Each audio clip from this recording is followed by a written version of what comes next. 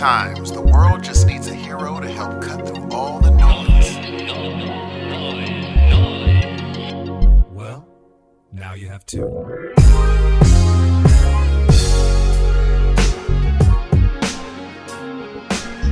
Good morning, good afternoon, and good evening, ladies and gentlemen. Welcome to yet another amazing episode of You Hear the Noise. I'm one half of this dynamic duo. My name is Steve. Hey, everybody. How we doing today?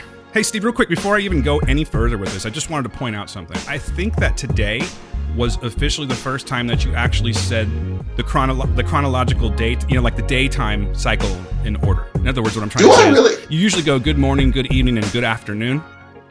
I'm not critiquing, I'm just saying today we actually went the right way. We didn't have to go backwards, you know what I'm saying? Okay, so do I do it differently every week, or is this the first time I did it? This is the first time, which is why I'm pointing it out, sir. Wait, so normally I say good morning, good evening, good afternoon? Yes, that sounds right. It starts morning. That felt comforting to me when you did that. This other one was kind of dissonant. It sort of fucked with me a little bit. But it's fine. Good. Okay. Like if you want to start going that way and going like, good morning, good afternoon, and good evening, that's fine. I'm fine with that. I knew something sounded weird when I said it, but I thought that I might have repeated something. But it's like, good morning, good evening. Oh, that does sound better, dude. What am I talking about? See what I mean? Oh my gosh. So always, if I start morning, everything else will line up. Good morning, good afternoon, good evening. Yeah, that sounds weird. It's throwing me off now, dude. You know what? Actually, don't. Just don't say it anymore. We've already established that this one works. Wait, how do I normally say it? You go, good morning, good evening, and good afternoon. Okay, there we go. Okay, good morning, good evening, and good afternoon. Like you're about to do a newscast or some shit. What's up, everybody? Yeah, for sure. They don't do that. Why would I? When was the last time they used that? We interrupt this. Yeah, I know. We're old, Dan. They should just use it when there's important shit going on in the world. But there's nothing that's significant going on in the world right now. So why use it, right? Gee, why were we so old that we know that? Yo, rotary phones? Come on. I don't know. Oh. Yeah, we'll talk about that shit in just a hot second here. But ladies and gentlemen, welcome to episode 110. I don't have to go 109 anymore. I'm so happy about that. My name is Dan Ramirez, and hey, you know what? We're just getting off to this weird, funky start because I had to do a little tech support before we started. You know what I'm saying? Not a big deal. I am happy to say that we have fantastic guests today. Like, seriously, like, superb. Like, there's the top tier. There's actually a secret tier, kind of like on the secret menu and shit, like Starbucks. These are the top tier people that we have, that secret menu. So, ladies and gentlemen, I'd like to bring to the party, shall we say, our first guest. She's been on the show before, very kind of briefly. I'm glad she's back on right now. She's someone I can officially call a friend. Got to hang with her in I almost said San Diego, Chicago. And her name is Melissa Sloter from the Wild Pretty Things podcast. Melissa, what's happening? Hi, thank you for having me. Nothing's happening. That's just true. Nothing. We're just all in fucking limbo these days, right? I'm serious, man. You know what? We'll get into it. But welcome to the show, Melissa. We're really happy to have you again. Thank you so much. Now, this next guest, another top tier. Here's the thing with this one. She's actually recorded with us before, right? But it was that infamous word show that just sort of disappeared and never happened. So she put on a hell of a performance. See how I'm like building up the pressure right now? I'm going to make her all nervous. I like this. Yes. Yeah. No, but she was great. Seriously. She was great on the show. And she's back again to actually record. And hopefully it's going to work this time. Let's give it up for Christina. What's happening, Christina? Oh, why, thank you. I got my crown on. I got my cape. After that beautiful introduction, I'm ready. Do you have a scepter? Please say you have a scepter. If not, the whole deal's off. Of course I have a scepter. Rock and roll. I mean, what else am I supposed to hit people with? You get to go outside. You make a great point. It sounds like you're going outside. Hey, real quick, though, I don't want to forget this. Christina has a podcast herself, and this one's called the Black Girl Couch Reviews podcast. Did I say it correctly? You did say that correctly. I just want to make sure. Well, welcome to the show. Thank you. I was very happy to get the invitation. It's always nice talking to you lovely people. Steve, let's do a show. I'm going to interrupt so that I can say one thing. Oh, for sure. I freaked out whenever Dan asked if I wanted to be on with you, Christina, because I love your podcast so much. My God. I'm so excited to tell you that, like in person, not really, but like as in person as we get these days. So yeah, I'm obsessed with your podcast and I listen to it while I work and I love it. And thank you for making it. And I'm so happy to meet you. Oh my gosh. I'm so happy to meet you too. And I'm happy to meet a fan. I talked to a few people who listen to my podcast. So trust me, when Dan said she listens to your podcast, I was like, oh my God. Yeah.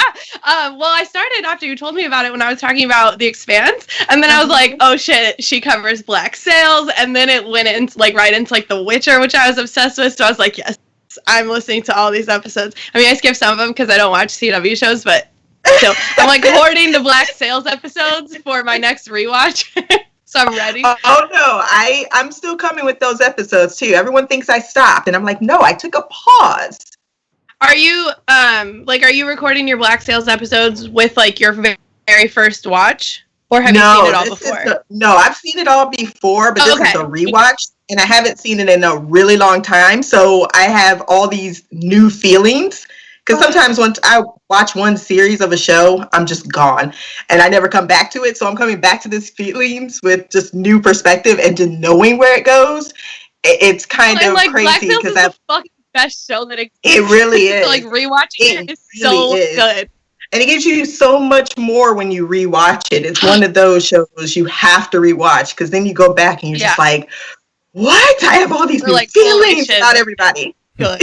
This is good. Yo, good shit. Steve, yeah. Our job's gonna be very easy today, bro. I have a feeling. I have a gut feeling that it might just be. We have pros with us, man. Pros. They do this. This is what they do. This is what they do. They're blessing us with their presence. Look at us. Who'd have thought, right? You guys. Stop it. But don't get me started about my shows. Yo, no, we're going to talk shows. We are definitely going to talk some shows right now. So everyone, welcome to the show. We're all on the same page now. Steve, what has happened, dude? Like, how's your week been? My week has been fantastic, dude. Fantastic. You know what I got on Amazon, G? What'd you got?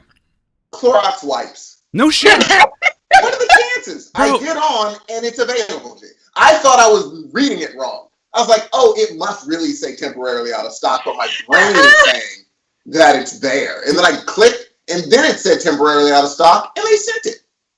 It's like trying to get Comic-Con tickets or something like that. I can't get anything on, like before, maybe let's say, I don't know, 3-4 weeks ago, it was kind of like hit or miss. You could get on there like you and have luck like you just had. But now every time I get on, I'm just coming up empty, dude. I'm running out of toilet paper. You? What the fuck am I gonna do? You're not running out of toilet paper. You're gonna have to Scott one ply. Yeah. Because you can find that shit. You know you can. Yeah, I know. Yeah, you can find Angel Soft. You can still find that, you know, or do what our I would go for the Angel Soft before the Scott. Here's the problem, though. I'm fucking with Cottonelle. And like, not anymore. Exactly. I know. So I'm feeling a little bit, I'm a little shy about going to a different brand, particularly that rough stuff, man. Because we won't get into it, but that one ply can be disastrous if you think about it. Because it's single ply. Use toilet paper for. And just pointing out, I use toilet paper for more shit than you do. This is really true. Oh, you know what? Dude, you got schooled. You just got an anatomy lesson, homie. Hey, you don't know. You don't know what I got. I know. That's true. I moved my sister into my apartment. Now we have 2 girls and 1 boy, and we are burning through the toilet paper. The difference is astounding.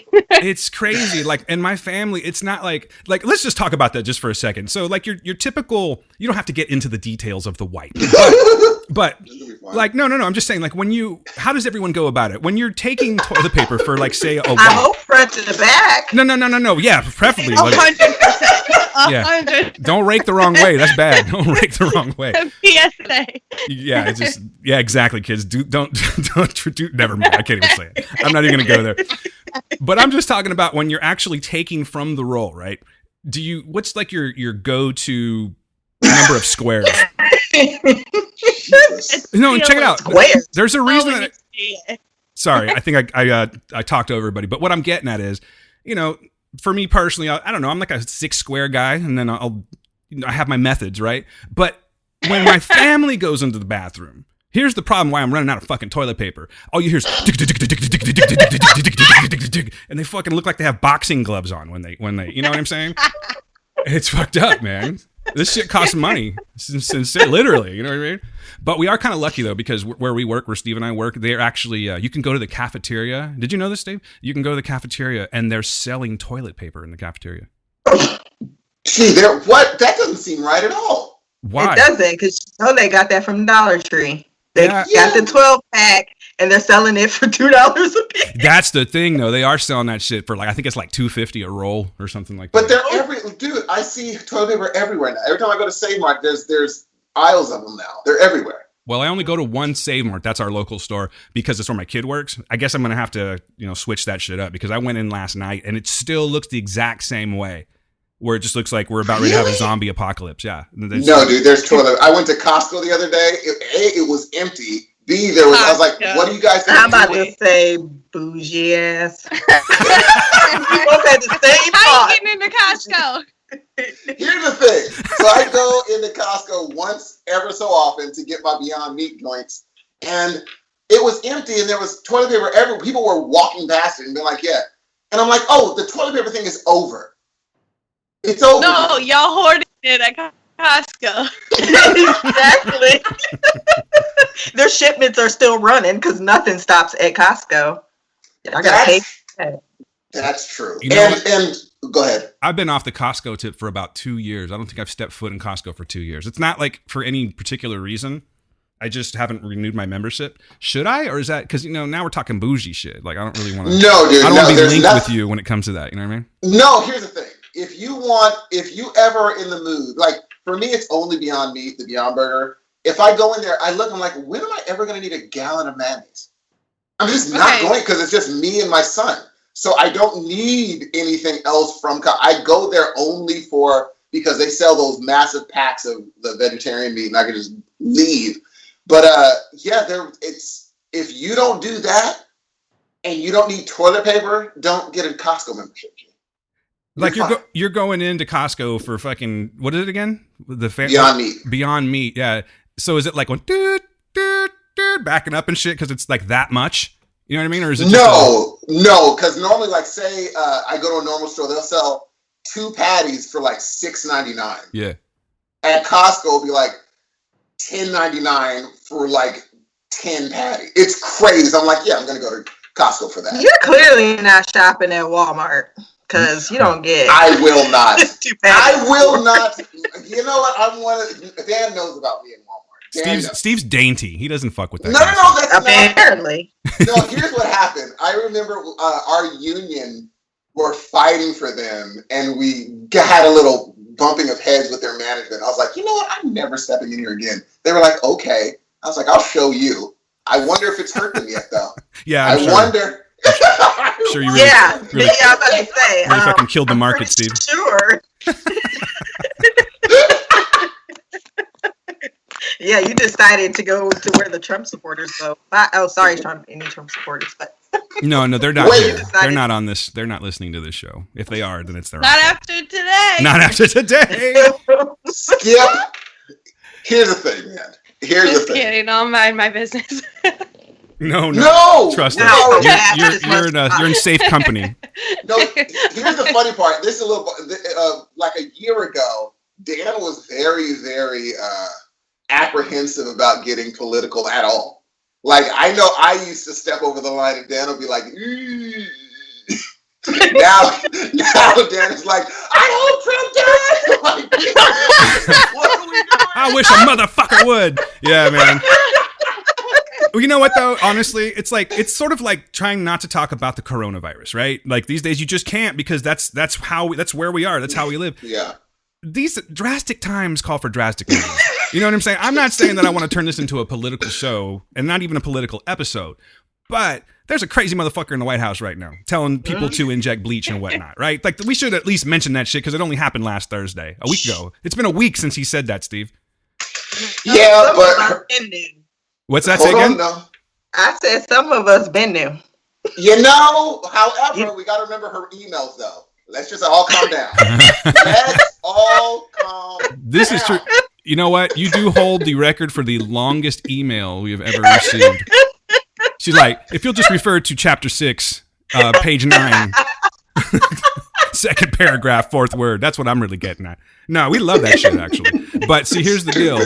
I'm a bit of a marble mouth when I read, so sometimes those were hard. Those were like super hard. I could never do the show like, under any type of... I couldn't be on the influence of anything is what I'm saying, like trying to read those things because those were like novels. But they were great. They were great. They caused a lot of great conversation. I hit send and I don't look back. So I leave it up to you to decide what you want to do with that. I've gotten my feelings out. All right. And it's also why I started a podcast. You know, okay. What? Okay. That's what you call a segue, Steve. You know what, Dan? I like that. That's a segue from hell right there. Because I was just going there with these wonderful women from hell. These wonderful women, I was about to go there. So, Christina, since you brought it up, tell us a little bit about yourself and like what got you into podcasting. What's your fandoms and such? Oh, my fandoms. Well, what got me into podcasting was the fact that I just love listening to about 1 million. I listen to you guys. Dan, you've definitely changed over the years because I remember listening to you in Preacher season 1 until Preacher season 4. One, you went from absolutely would not curse to about season 4, you dropped every bomb. And I was like, he honestly got to the point where I don't give a fuck. I don't care if this show's about to hit top, whatever. I'm not even trying to account. It just felt, I was cracking up that whole journey because it really felt was like, you know, we're going to try to get this real professional. You know what? Fuck it. This show talks about Jesus and everything else. And dildos. Why the hell am I being so kind and PG-13? Cracking me up. Like, how are you going to talk about a dangling asshole? Exactly. On a TV show and then be like, but I don't curse. You know, it doesn't make any sense whatsoever. But I will say I'll probably cuss a little too much these days. Oh, and you know, that's what I like to do. I was like, you know what? I just want to say what I want to say about the show and shows I watch and not have to worry about it. And, you know, I'm just going to go ahead and start also a conversation with more, you know, there's not a lot of African-American women out there doing podcasts or even on podcasts nowadays. It's just I've listened to 1 million and I cannot find them unless you want to go more Black political, which I really don't. I need to separate those two lives. My fantasy world and the real world sometimes need to be kept in different corners. So I thought it was a good opportunity for me to just, you know, have a hobby. Get my thoughts and feelings out. And I ended up, you know, really resonating with some people like Melissa. And, you know, I do Charmed. I mean, I have way too many shows right now. I don't even try to keep a schedule anymore because it's really, I put a tentative one out, but let's see. I got Charmed, The Flash, a lot of CW, but I also like HBO. I'm doing Westworld right now. I'm obsessed with Westworld. Y'all talking about devs. Westworld came before devs, okay? Get into that. How dare you? Oh, don't how dare me, okay? Something came before the... Oh, for sure. But I'm letting it stack. I'm letting the season stack so I can go back to back to back to back. The best thing about devs is feeding it into conversations about Westworld. Melissa, yeah, I will do that afterwards. You know what? I should have called him and been like, can y'all get MGK on one episode? And then we're going to have a fan for life. Listen, I mean, just... Okay, it's... Okay. Devs is like, the show is fine, and if he was in it, it would be better, but that's not going to make me be like, oh, it's a great show, and it totally logically makes sense the whole way through, because it doesn't, even if he was there. But it would be better. Okay, you know, we're gonna pause this till later, because I think it totally made sense in my brain. I'm like, you know what? I see what they were doing. I mean... watch the show so that I can join you, Melissa, in dragging, because I have a feeling you're right and he's wrong. It like doesn't make like the emotional through lines are not there. And like that is what I want to see in a show. Like I think the finale was like the best episode, but only if it's by itself and not when you're like, oh, this character cared about what now? And so this matters. But last week they said, you know, the completely opposite thing. And I did not see where these like minds were changed. I don't want to like spoil, but this might not make sense. No, we're gonna get into it because I can't wait. I want to hear you and Christina's view on it. I definitely want to hear, because I've only talked to people that are just like, did you like it? Yeah, I liked it. So did I like it? Did you like it? Like, I've only talked to those people. Very excitable I people. want to hear. Fucking you just talk to anime people or something? That's there's like a few different sort of likes. Like that excited like, and then there's also, as Christina knows, the black like, where it's just like, hey, did you watch that episode of Insecure the other day? Yeah, we like nigga. And then like, I know, right? That's the beginning of the conversation.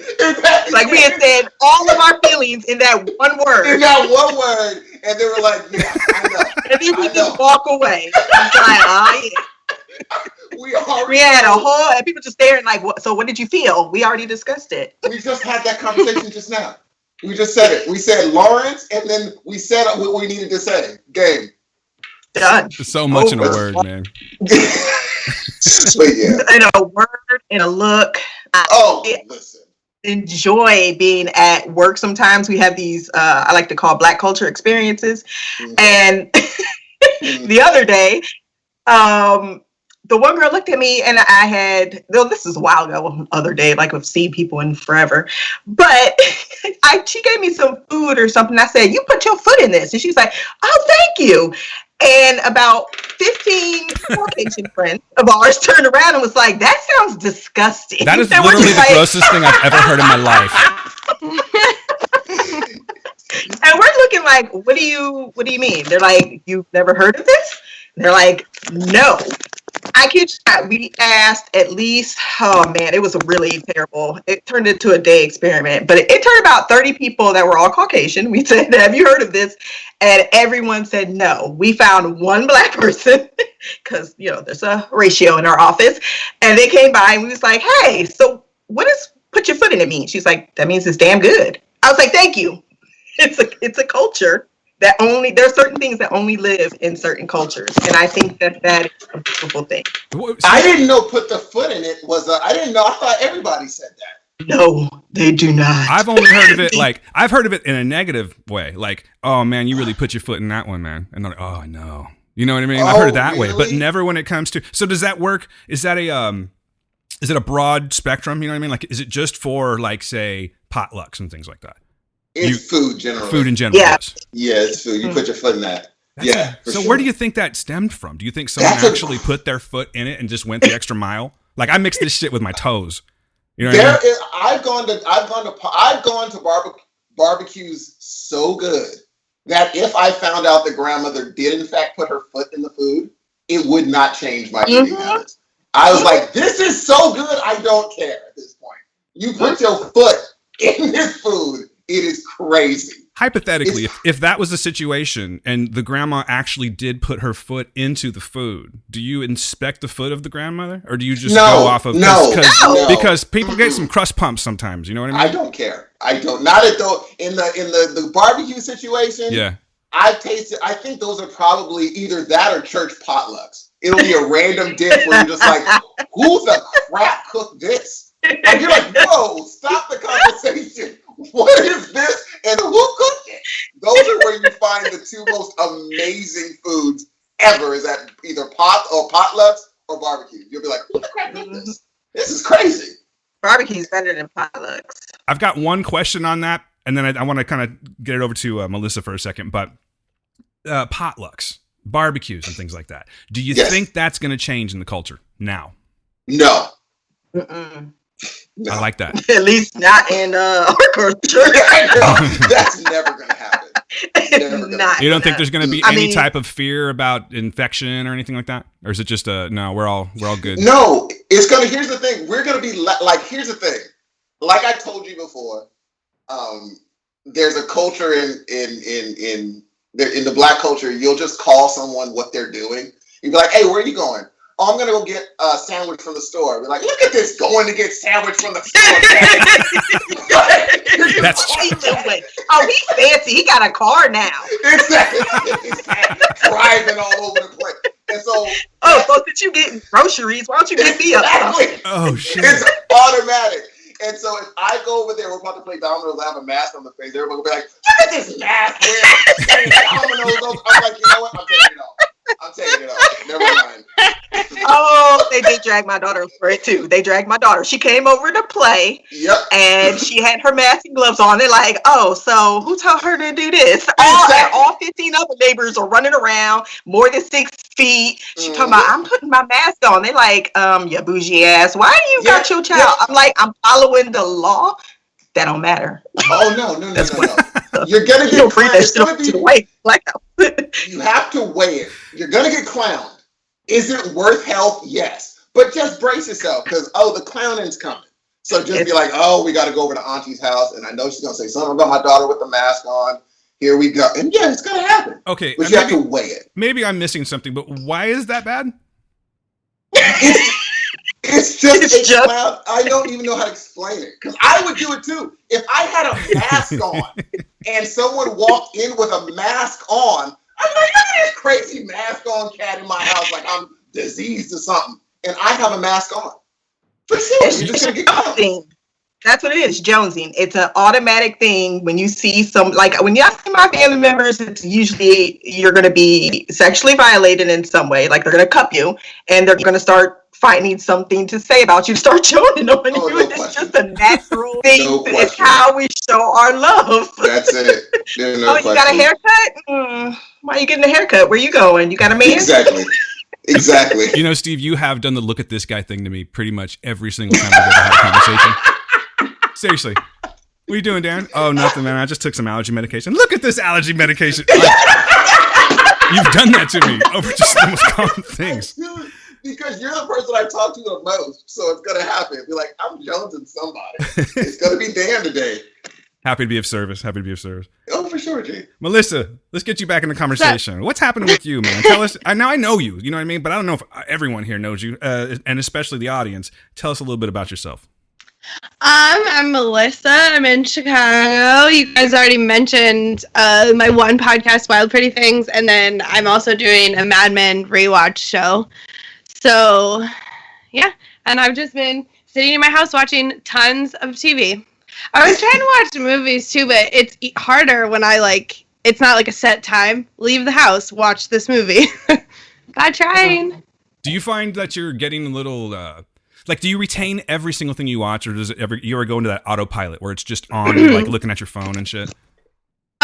So there's tiers to what I watch. So sometimes I have a list of things to watch that I want to pay attention to, and a list of things that I'll watch what I really want to do is dick around on my phone. Or I've been cross stitching a lot. So if I'm cross stitching, I'll have there's certain things I watch if I'm cross stitching that I don't mind missing, some nuance of, but there's levels to watching things. Now, I've seen this cross-stitching work of yours. Is this new? Is this a new hobby, or is this something you've been fucking with for a long time? Well, I had hip surgery in November, so then I spent 2 months not doing anything, but that also meant that I couldn't Christmas shop. So I was in a gift exchange, so I needed a gift for someone. So I decided that I was going to make them a cross-stitch. Because, the gift exchange had suggestions, and she said, something homemade, and then she said, that she would like crafting supplies or whatever, and I'm not super creative in that way, and I'm not really a crafter, but, cross-stitching, you don't make creative decisions, you just look at the pattern, and you do exactly what it says, and it turns into art, and I'm like, I can do that. I can definitely sit in front of my TV for hours and do that. So I originally did it for a Christmas gift, and then it actually is a really good habit for you make something, but also if you sit on the couch for 5 hours and watch TV while you're doing it, it's fine. I'm Googling this right now. Yeah. It's fun. I need to learn to cross stitch. By that logic, you're not being productive, so to speak, but you're still being productive. Is that what you're getting at? You spend 5 hours watching television, and now I'm legit producing something. Yeah. I got you. That's cool. Yeah, I'm doing that too, but it's Words with Friends. I brought back Words with Friends. Remember that shit? Oh my God. I might as well be playing Frogger, G. It's the oldest game ever. are the I slowest love word Frogger. person. Oh, that's right. I said Words with Friend, and you're one of the people that I'm, well, kind of playing, not playing. Yeah, I'm sorry about that. Well, yeah, it's like I'm glad you got me back into it because I'm playing with an Amy. Some other people I've played at least 20 to 30 rounds, and we're still on the first one. I'm sorry. I get bored very easily. I'm not saying you're bored. It's just, but you have to understand, like, if I start playing a game, right? I told Gail, I'm like, hey, I'm back on Words with Friends. So she gets on there, right? And she gets into the whole, like, I gotta be careful with her because, you know, she had a real thing with Candy Crush, and I'd be seeing like 99 cents popping up, and I'm like, okay. So I gotta be careful with that. But she goes hard on any game that she plays. So I literally have like 15 games from her that she just won't stop bludgeoning me with. So that's the problem. So I think I can directly blame her for me just like being overwhelmed and stepping out of it. But it's good. It's kind of like, it's good to get my mind working again because I've been foggy as shit lately. I talked about that several times. That's why I was asking you, Melissa, like, can you retain everything? Because I'm sitting there watching television, and the thing is, coincidentally, it was Devs. I cannot fucking get into this show. It seems like it's no. I'm not saying it's trash. How dare you? I think I said it was trash once though, because it was boring. You But I did think. say that. It kind of looked like trash. I was very surprised that anyone said it was good. Did you see it? No. Okay, cool. So there's two. So I want to hear this conversation that happens. But here's the deal. I've tried watching that show. I got to episode 3 the first time. And I started again for the purposes of this week and being able to catch up. And I just cannot get into that show, man. It's like, I don't know. Anyway, we'll get back to it. But that was my point, Melissa, was I'm just curious if you ever have that problem when you're taking in so much content. Do you ever get that where you're just like fogging out? Yeah, for sure. But that's when I switch. I also, I read a lot of fan fiction, which takes up a lot of time and feels a lot like reading, but you don't really have to do any world building. So it's like super low energy. Because you're like, oh, hey, I love these characters. Let me just read them do other shit. Like, I don't have to. That's cool. Yeah, you don't have to learn anybody. The world's established. It's super easy. Just drop in, read a story. Do you ship, Melissa, Lee and Sizemore from Westworld? Or when I say Lee and Sizemore, Lee and Maeve from Westworld. Yeah, I really like that character. I have a thing for shitheads. Like, my favorite character in, like, probably anything is Draco Malfoy. Oh, Lord. So, like, I love just, like, a skeevy shithead. I was like, because I wrote some fanfic between Maeve and Lee. I will read that. I have a... Would you care to read that right now on the show? No, I mean... I have to find it, but I'll give you a snippet. I'll give you a little preview. All right, Is cool, it yeah. limes or lemons? Yeah, I try to write some fanfic when I have. It's very rare that I have time to do it, but I try to throw my hat in there too because I like reading fanfic as well. I love it. Yeah, it's the best. I have a long Geralt from The Witcher and Hermione fic that I like one day. And Hermione, who put that together? I don't know, the internet, but like, if it's out there, I'll read it.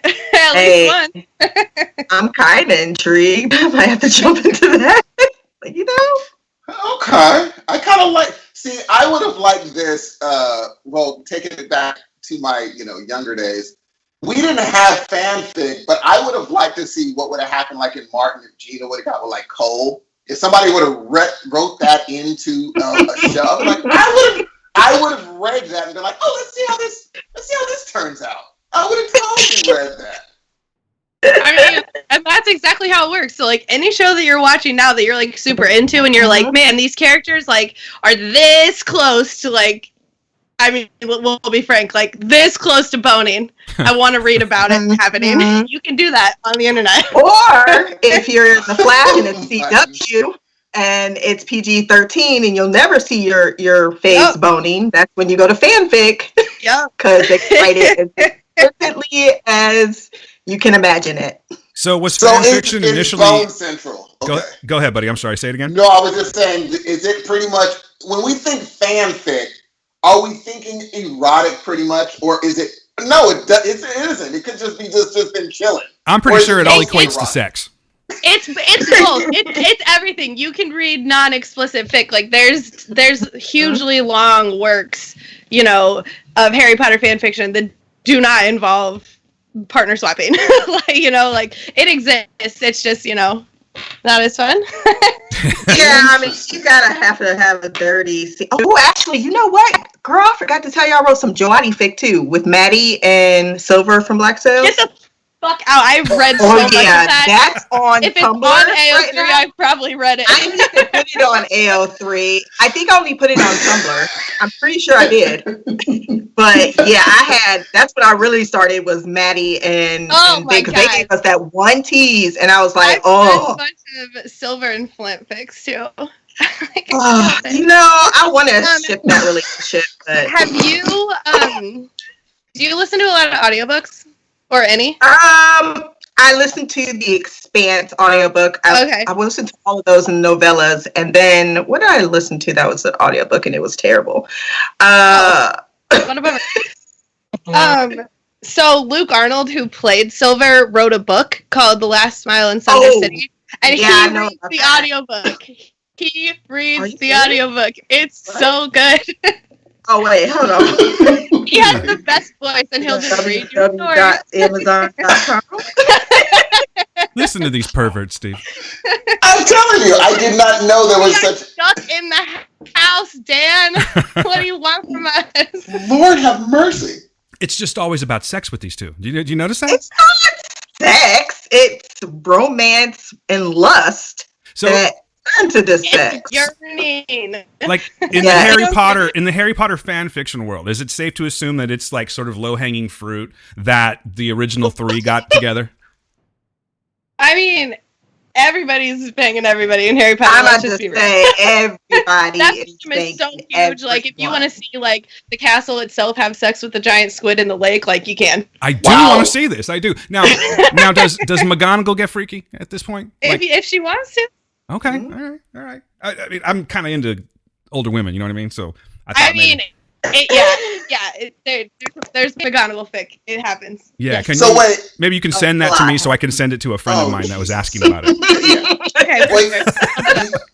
Is there fanfic with like music artists? Like, what if this music artist got with that music artist? Oh, my buddy. I was thinking the same thing.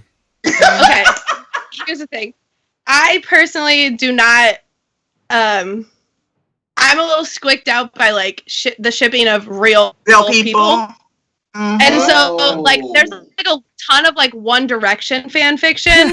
Oh yeah. So, like I'm not interested in that because those are real human beings with like real lives, you know, and that just isn't but the movie After that came out last year is based on a One Direction fan fiction. Wow.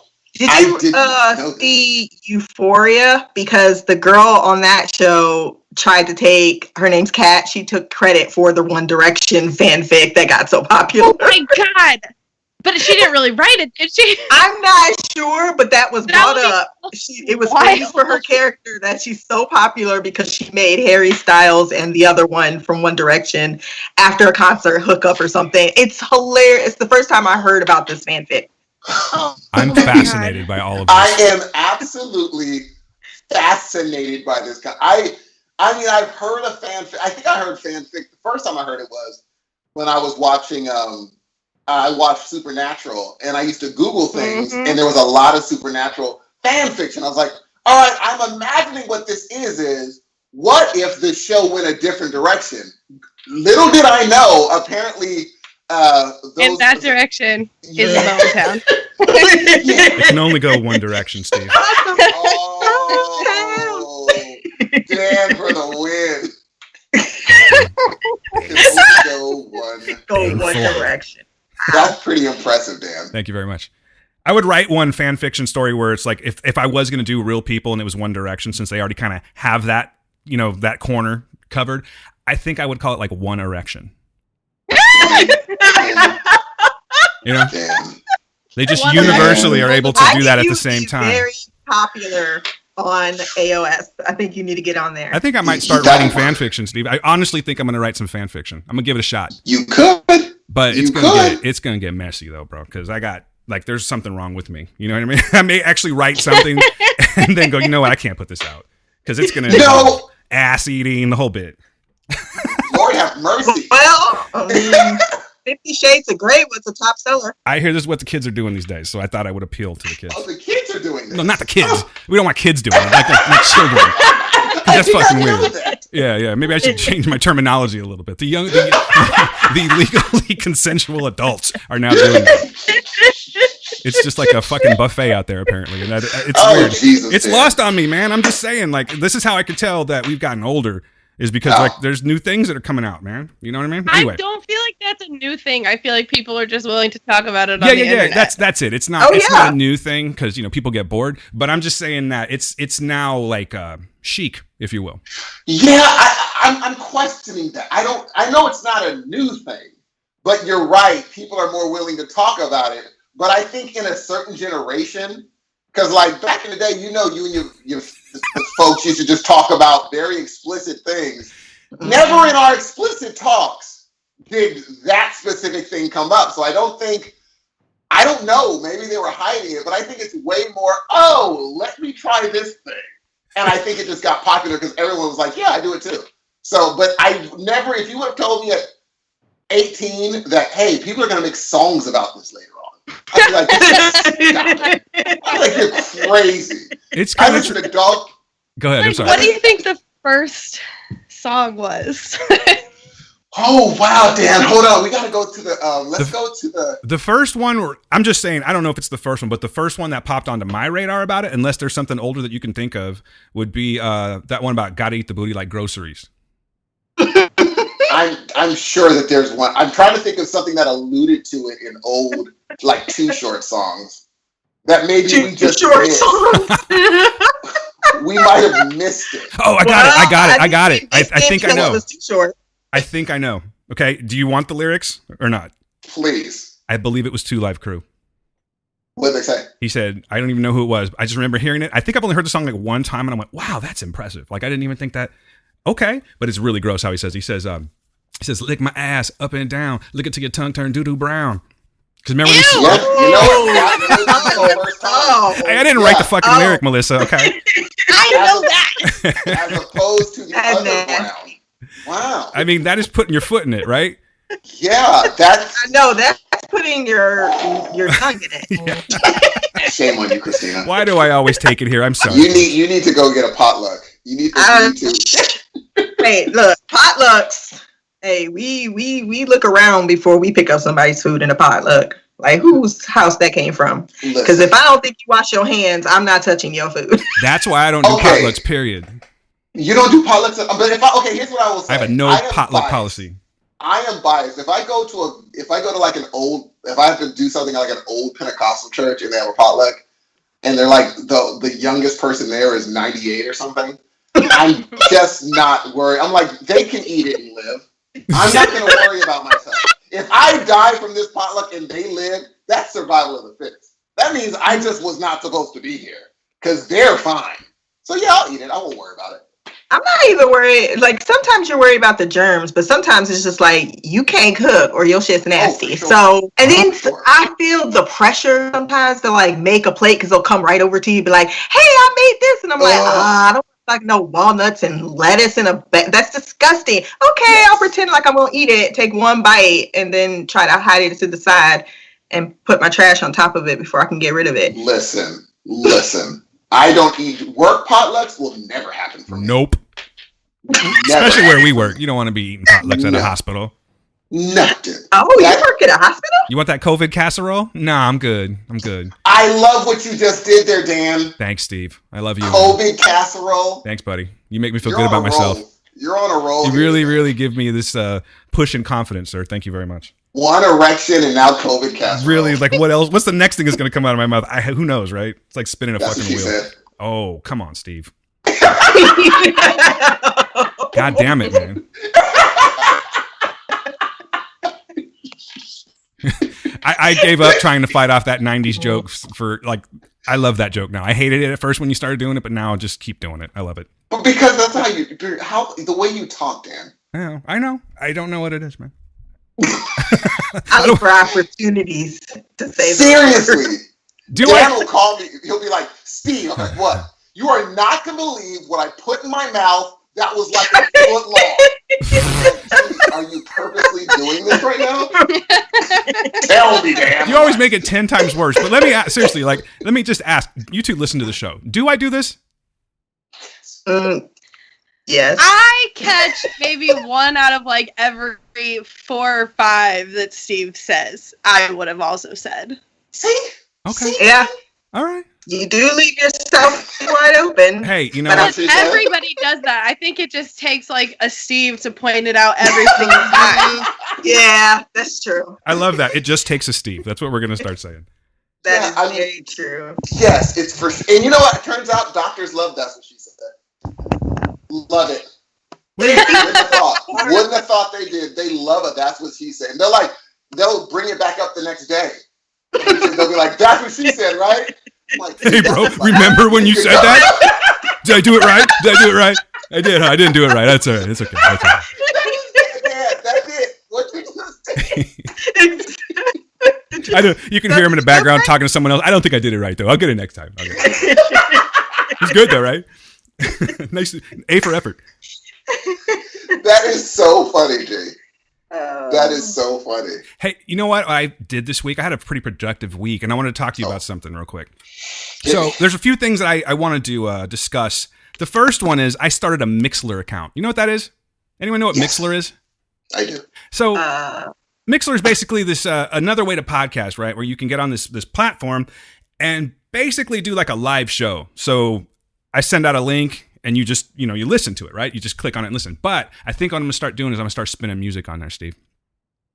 I'm just going to have like a radio show from now on. What do you think about that? That's what boredom's doing to me. Fucking crickets. Okay, then I won't do it. Let me get this straight. No. Fuck off. I'm just not going to do it now. I get what you're saying. I was like, but I want to make sure. No, I want to make sure I understand what you're saying. I know I didn't sell it that well, but I got Yeah, nerves. okay. You said you're going to spin music. You're not going to do the, hey, coming in. You're not going to do that thing. Nope. I don't even think I'm going to talk. Oh, no, I don't think you should do that. I don't think you should do that at all, Dan. No. Because people, if they see you on, they're clicking. Otherwise, they can just listen to the radio. Yeah, but they won't listen to my awesome playlist. It's just a work in progress. I may not even do it, and I don't think I'm going to now. That's okay. You know what? I'm just going to take my fucking ball and go home. You've crushed my dreams. Stay in my lane. I'm just saying there's a lot. Look, on Twitch, not maybe Mixlr, but on Twitch, there's a lot of that. They're even doing, now that it's quarantine, they're doing like parties. So if you missed the Club Melissa, you can jump on Twitch. And they be having count when you're by yourself. Yeah. There's a lot of people in the comments. A lot of people I can't be drunk. drinking like that in my house. This house can't contain me. Oh, sniff. Because then I get bored and then I'm like depressed and drunk. Oh, why? But you have that very smart drink that you drink, right? So you should be fine the entire time. Would you like to tell me about this drink, please? The problem is I'm so drunk and so hydrated and nothing to do. I drink vodka waters with lemons. Many lemons. She's got a system, Steve. Listen to this. Okay, please. Go on. Okay. So you get your vodka, because it's obviously the best liquor, and then you mix it with water so that you stay hydrated, so you can just be chilling forever, and then you put lemons in there because that shit is refreshing as hell. And then you can even drink well vodka if you want to or need to, because the lemons just citrus it all up. It doesn't taste bad. It tastes great. Dropping science. Did you create that? Did you make that up for those reasons, or did you just drink one and were like, this would be actually a good idea? I started drinking lemons in my mixed drinks because I drank a bottle of tequila on my 19th birthday, and therefore limes are out. Limes are not happening again. There's where the hatred and for neither limes is tequila. But then I started putting the vodka and the lemons in water instead of like Sprite, because carbonation like makes my stomach hurt sometimes, and then the sugar makes you feel like shit, and like you can't be doing that. So wait, back to this bottle of tequila thing. You didn't go immediately to the hospital? No. Come on, man. Ooh. I went immediately to the bathroom floor where I lived for some time. Natural place. She set up shop there at the bathroom floor. But there's something about the bathroom floor when you're that hammered, huh? It's all cool. Yeah, it's all nice and you can put your cold. face against the porcelain. I called my mom the next day and I was like, I'm dying. It's over. I'm sorry, Mom. I failed you. Like, happy birthday. Holy crap. Figure out why Dan is putting his face on the porcelain and not I knew that was coming. I thought it was actually going to come from Steve. Now, no, because I did the same thing. You need to listen to me, okay? There's not just one item of porcelain in a bathroom. So it's not like if I have 3, like a sink, let's say, probably not the sink because I'm probably on the ground. So let's go bathtub. I think that's safe. Oh, that's even worse. Why are you? I don't know. I think, you know what? I'm not thinking about this shit. All I know is that when I'm drunk like that, which I haven't done that in I don't know how long. They're talking like 2 decades, but there's just something about that coolness where you just don't give a shit anymore. Like if you're in that position, you shouldn't have been there in the first place. So you just work with what you have. Drastic times, drastic measures. I'll worry about it later is what I'm getting at. Yeah, those days, like when you thought you were done and then things start spinning again, it's the worst feeling in the world. It's the worst feeling in the world other than, worst feelings. But yeah, it's like, I remember being because I guess I went to my friend's house and he dipped the weed in something. I don't know what it was. Little angel dust. Cocaine. Cocaine. Did your lips get numb? Your weed. What'd you say, Melissa? Don't lace your weed. Yeah. Don't. I didn't roll it, which someone else told me, like, dude, never, ever smoke someone else's. So you always watch them roll it. I had no idea. I just thought, I'm going to experiment. I'm 21. And so Yep. I smoked, and then I was walking with him, and I said, hey, because the cement started pulling up. I said, hey, the cement like moving upwards for you? And he said, oh boy. He's like, am I getting smaller? Boy. Exactly. He just was like, oh bruh. I was like, what? What was happening? And then I turned and that cement was going up and it felt like I was going uphill. It was just the whole world was wrong. And next thing you know, everything starts spinning. And it was game, set, match for about 2 days, actually. Wow. That's why when you said you drank a freaking bottle of tequila, I said, your body doesn't get rid of that in just, 2 hours, I feel sick. I'm fine now. No. It's like a 2-day situation. I was not fine for quite some time. Gosh. And it's funny how it only takes once, too, right? You could get close. You can get close maybe even the night before, but that's just when you go over that certain point, it's where it's like, you know what? All bets are off. I'm never drinking this again. I can't look at limes anymore. Yeah, it's crazy what that does to you, man. Jack Daniels. Like, I can drink a margarita, but, like, I'm not drinking a tequila shot. And if I have to drink one, I'm, like, going to the bartender and be like, can I have, like, a whole entire can of your little pineapple juice back there? Because I'm going to need to chug the whole thing in order to get this tequila shot down. Oh, see, that's interesting because, like, I can't drink schnapps anymore. And it's not even wait, peppermint? Oh, yeah, no. Oh, God. Peppermint. No. So no Rumplements for y'all? Okay, I'll keep that in mind. I like peppermint schnapps. Is that wrong? Is that bad? No, it's just bad. I mean, everyone just you can't brush your teeth when you get home. Yeah. Listen. It's but once you get sick off an alcohol, you can never. It's hard to drink it again. It's hard to be like, oh, I'm going to try that again. Especially like that time when you're so drunk, but you try to laugh it off and be like, I'm not sick, and your body's like, wrong. You are. Oh no, I'm good. I'm trying to laugh with the buddies. Oh, I'm just going to not think about it. Your stomach's like, oh, we're coming. I don't know if you got the memo, but it's happening T-. You cannot put it off. No, you can't. Try to go back and dance a little. Trying to. It's going to come.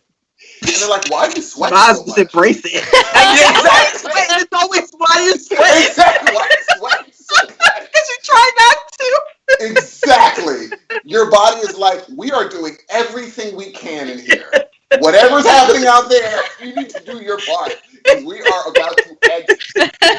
Hey, don't think you can drink water now because it's already too late. It is. All you're doing is adding more liquid to come back out. I can't even think about it anymore. Bringing it back to it, you got to keep the water going the whole time to try to prevent these things from happening. So you've never gotten sick on vodka waters. It's like, I wouldn't say that. I'm sure I have, but it's never like never have I been like the only thing I drank was a reasonable amount of vodka waters and I'm still dying. Like that doesn't happen. It's always like, man, what happened? And someone's like, oh, you decided to have one vodka Rebel, or oh, we decided to drink 3 Rumpleman shots, or it's always something that happens that throws off the game plan. Wow. See, I never. Dan, did you ever do the whole, I often puke after drinking? Or did it take one time? Oh, my Lord. Yeah, man, I don't know. I wasn't very good at it for a while. Now I'm great at it, which is probably not good either. But I'll tell you what. I will tell you, I promise you, Steve, if you remind me that when we go back on Patreon, I will tell you the ultimate hangover story. I just trust me that I can't get into it on here for like 100 different reasons, but I promise you. I would love to hear that. I did not know that you puked. I puked once on drink, once on weed, and I never did it. I just didn't. I was like, I know. I don't want to feel that again. Okay. So I'm not going to do that again. You said once on weed. Do you think that could have been from coughing? No. Because we've all been there, right? Am I right, ladies and gentlemen? I mean, like, sometimes you do get, like, violently high, but it surprises me every time people are like, I had a bad experience with weed, and I never went back. I'm like, never? Oh, my God. That's my mother. Like, that is my mother all day long. I look at her like, yeah, no. Okay, so y'all been talking, and I'm just letting y'all go. Because, one, I don't drink very often. Don't drink very often at all because I had that one experience and that was done. But I do smoke a shit ton of pot. Yeah. So and it's legal in my state, so I ain't got nothing to worry about. Okay, let's not brag. We have legal weed too. Okay, let's not put ourselves on a pedestal here. Okay. Well. Okay. So once you get weed, you kind of don't. Yeah, exactly. Basically, so my mom, I've never known them to smoke pot or anything like that. I am relatively new to it. I would say I haven't been smoking since my daughter was born because those anti-anxiety meds was just not helping. So all of a sudden, we were doing it behind the scenes, and then all of a sudden, my mom is turned into a pothead because my dad gets his medical marijuana. Somebody got a card. He wants to he got a card, and he's like, well, all you do is bitch all day. Here, so you take this weed. She takes the weed, and then has these terrible experiences and calls me about them. And I'm like, how do you have a bad, what is going on in your life that you have a bad experience? I've never heard of this. Every time I smoke, it's a really happy experience. I'm high right now. Everything is just great. What? I'm living in a constant cycle of it's weed and caffeine and alcohol and just a rotating whatever time you catch me during the day.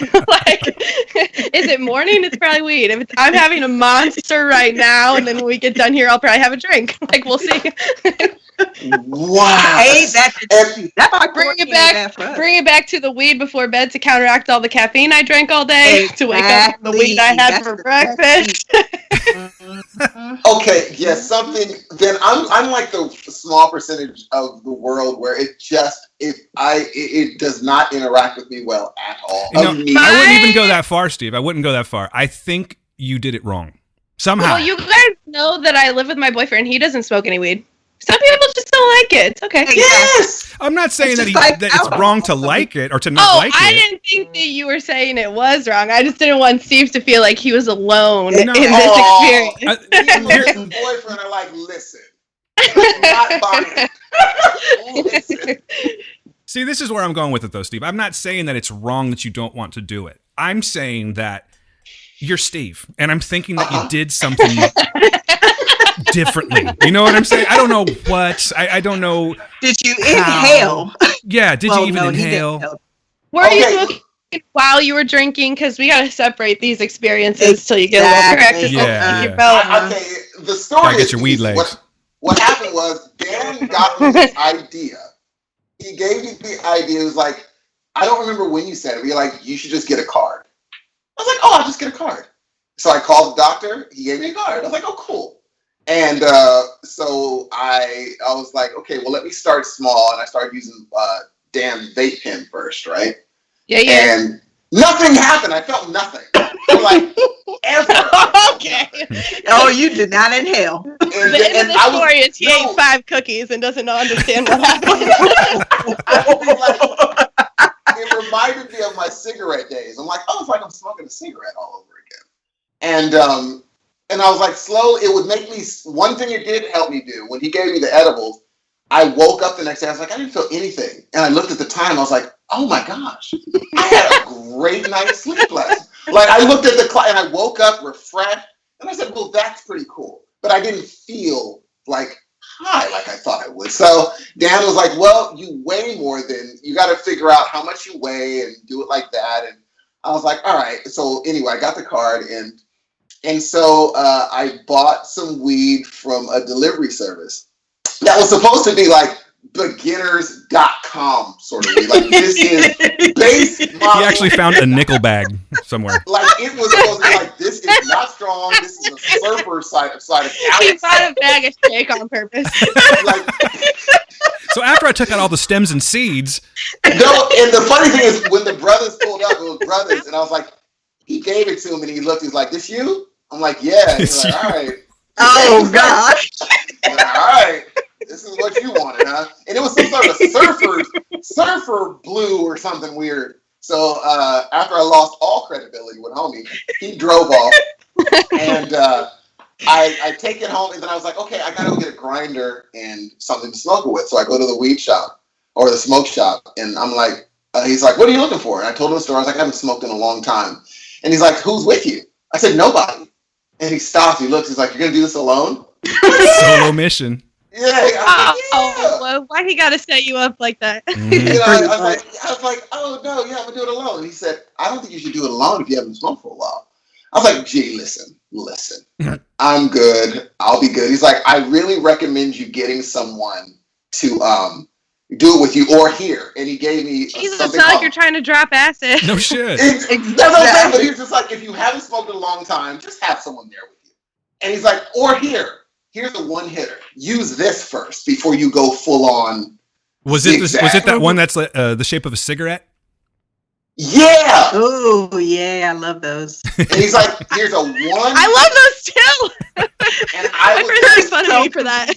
I was like, and I looked at it and I was like, bro, listen, you think I'm gonna be walking around with this, bro? Just give me what I didn't say that mean. I'm like, no, I'm good. Just give me, zigzags, the whole thing in the grinder. He's like, all right, man, good luck. I'm like, yeah. Godspeed, young man. Yeah, he's like, okay. He's like, okay. And so I leave and I get home and I was like, all right, I'm done. I did the series of edible. I had the vape pen. I'm like, it's time for me to go all the way. So I roll the zigzag and I start smoking it and I smoke it all the way, all of it.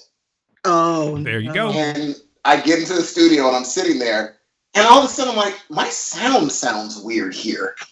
Like it sounded like there was a block between I was like, oh, I must have the sound weird. And when I turned, I turned around and the turnaround was weird. I was like, okay. Now it's hitting. I was like, okay, it's hitting. Everything's cool. But then it kept going. Yeah. And I was like, oh no. And so I find myself outside walking the neighborhood at like 2 a.m. Like Debo's chicken coop. And I am just walking the neighborhood and a guy comes out. And a guy comes out and he's like, are you okay? 2 a.m. He looks, you okay? And I'm like, I wonder if I passed this guy's house a few times already. For him to come out and be like, gee, are you good? I'm like, yeah, I'm good. And the sidewalk's not moving. It's not doing like whatever dude that dipped it in freaking hydrochloric acid did. But it's still, my brain was spinning. I didn't feel right. And finally, when like about 5 hours later, it lifted. Wow. And I was like, I'm never. Do you have a number of the guy that sold you that weed? I mean, right? So here's the thing, Steve. Listen. Do you feel at all like maybe you should have gone with the one hitter? Yes, totally. That's exactly Just seen what was yes. what. Yeah. Yeah, totally. Yeah. The dude was right. The guy that owned the shop that knew what he was talking about, he knew more than me, turns out. I'm Of shocked by course, because he owns. I'm also like willing to admit this. Oh, he was totally right. And because I've had a wonderful my boy Melvin brings up, he's like, dude, I remember us having a fantastic time one day smoking. I was like, we passed the peace pipe. And we were just laughing away. And he's like, see, it's fine if you do it right. Yeah, like, that's what I'm getting at. I want to I bristle at the idea that smoking weed by yourself is not the best way to do it because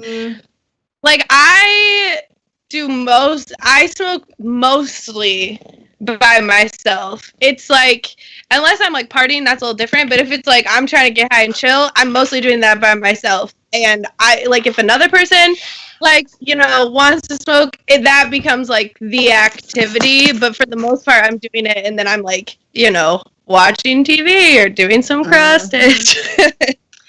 Or playing Candy Crush or anything else. Just like staying mindless, like keeping up with the entertainment of like another person when you're high is like sometimes overwhelming. So like I feel like when for your first time you're sitting there and you're like, are they high? Am I high? What are they thinking? Are they judging me? Do they have something to say? Do I have something? Exactly, because you don't have like your mind is thinking about what's going on. You're just like literally diarrhea of the mouth. Blah blah blah blah. What do you think? Okay, I don't even want to think about anything. I just want to. And then all of a sudden, it's just like silent. You're like, I have nothing to say. No words in my brain can ever come out of my mouth again. I do not understand what happened. Been there so many times. So many. You don't want it to happen. I just feel like, shut up. Why are you speaking? I don't want to talk about the world right now. Steve, I think I got this figured out, bro. I've got this figured out. I have diagnosed your issue. Okay, we've talked about it. Wait. Check it out. We've already talked about it. We're just going to put it all together now. So A, you went with the wrong amount for your first time. B, you probably went with a pretty strong strain. I mean, I'm just guessing that's the case. It was probably a really strong strain. You did too much of it. And then you were left to your own devices and you were in your own head. Now, talking to you for the last 5 years, I know you can get in your head and you can come up with some craziness. You know what I'm saying? So I'm thinking that in combination with everything else just gave you what some would call, and I'm going to use the term loosely, a bad trip. You know what's funny? Here's what I felt. I could explain to you what I felt like. I felt like I was getting really, really nervous. And the more I thought about how nervous I was getting, the more nervous I got. And then it just got more nervous and more nervous. And I'm like, am I getting nervous? Yeah, you're nervous. How nervous am I? Am I getting sick? You might be sick. No, I'm not sick. And or am I trying to? That's the thing. That's the last component to it. I'm sorry, I didn't mean to interrupt you, but that's the last component is that you didn't have a wingman or woman. You didn't have someone there to talk you down and make you laugh, and you know what I'm saying? Get creative. Talk about some funny, trippy shit that we don't normally talk about. You know what I mean? Or write some fan fiction. That's fan fiction for fan fiction. Oh, sniff. That's what I should have done. That's I the could have been sixth like, part of it. D'Angelo and Beyonce got together. But those are real people, though. That's true. But that might be Steve's thing. Hey, just because it's not my thing doesn't mean it can't be Steve's thing. There you go. Listen, she ain't going to keep saying you. Imagine D'Angelo singing How Does It Feel to Beyonce? Come on, Jay. You want to see that, wouldn't you? He's singing How Does It Feel? To Beyonce. Okay, all right. Next thing you know, bro. I thought that's what they were doing already when he said, "How's they feel?" Oh, that's what I was. Dan's like, why do we need a? I went straight. Yeah, just eliminated the foreplay. Not how I roll. I just want to put that out there. Dan's like, open the door. I want to know. I just want to put it out there. Open the door. They're boning each other, and there we are. I'm like, okay, the end. Story. They're short stories. That's not haiku. It's not an actual story. That is so fun. Dan, One Erection. Ready? Here we go. They all have I don't know. Yeah, you know what? I'm going to stop talking about it because it's all sort of revolving around that. Perhaps this would be a good time to interject some contact information before we start talking about what we've been watching. Fair enough? Hit it. All right, let's do this shit. What's up, boys and girls? Welcome to the show. Episode 110. We got fantastic guests, fantastic banter. We're talking about weed and ass eating and the whole bit, man. Not together. You can if you want to, but that's your own trip. My name is Dan, and welcome to the show. If you want to get a hold of the Heroes of Noise, hit us up at heroesofnoisepodcast@gmail.com. That is heroesofnoisepodcast@gmail.com. On Twitter, you can hit us up at Heroes of Noise. You can reach me, Dan, at DanQPublic, and Steve at SE_Hudson Music. just do yourself a favor. Go to www.heroesofnoise.com, and there you're going to find our voicemail, links to the show. You can subscribe there, links to our friend shows. And, of course, I haven't put this in there, and I probably should. I'm going to put in a link to the Heroes of Noise podcast community. You can find us on Facebook. We're there. Small group, but a killer bunch of people. We love it. And other than that, we have more to talk about, so I'm going to go ahead and just wind it down here, bring it down a little bit, and turn it back to the one and only Steve Hudson. Dan, I have a question, and it might be offensive. Anything, man. Yeah, you say anything because I'm going to be the one. Yeah. So, is it offensive if someone has a thing, right? Like, say, a kink, right? Okay. And I'm like, I don't think that's healthy. Is that offensive to them? Like, because I'm worried about your well-being. I mean, like, do you have like a real reason why you think it's unhealthy? Like, are you educated and you know like facts about why it could be unhealthy, or is this just like an makes assumption? You uncomfortable? Because people who do like weird, potentially not weird as if like there's any moral implication to like anybody's kink. That's fine as long as it's consensual. But what I'm saying is like people who engage in, we'll say, like extreme kinks, like are gonna know about it and they're gonna have an answer for you. And so if you say like, don't you think that's unhealthy? They're gonna be like, well, it would be if I did like XYZ thing, but I do XYZ thing, and then you're gonna be like, oh, you know your shit. But if you don't know and they also don't know, then this is a fucked conversation. I love, you know what? That is a smart answer. Yeah, I don't need to say anything now. That was something perfect. About, like, because I was thinking the more we were talking about, like, if someone came up to me now as a grown person and was like, you know what I'm into? And we were talking about the groceries thing. And I would have been like, I don't think that's healthy, bro. Be like, oh, it isn't? And we would have the conversation, but I wouldn't want him or her to feel offended at me saying, are you sure that is good for you or no? I don't know. So maybe you know more than I know. So can you tell me that it's okay or no? But it could also be your level of relationship with the person you're talking to. I mean, so case in point, there was a girl in our office where it got around where she has an actual relationship with a blow-up doll. Oh. And she posted photos of her and the blow-up doll. I learned about this very belatedly. I didn't even know her very well. But the approach of the conversation was, is that healthy? That's weird, because I had all these feelings and thoughts. But my first question was are you aware that there are photos of you and your significant other online? And she says, yes, I am aware of this. And I says, okay, are you, just help me understand, because you've put this out there, you do realize people are going to make comments on it. Yes, I realize that. Okay, good. So you're opening the door that I'm going to make a comment. The comment is now, is this a healthy relationship to have with an inanimate object? Because that's how I feel. So then she says, well, people have masks or have vibrators all the time. And I said, that's a good point. Mine's named Tom Hiddleston. I have a very intimate relationship with him. And I mean, we don't talk or anything. And that's why I said, I get your point there with the inanimate object, but I don't speak to him. I don't take him to dinner. I don't, dress him up and post it on Valentine's Day. And that might be,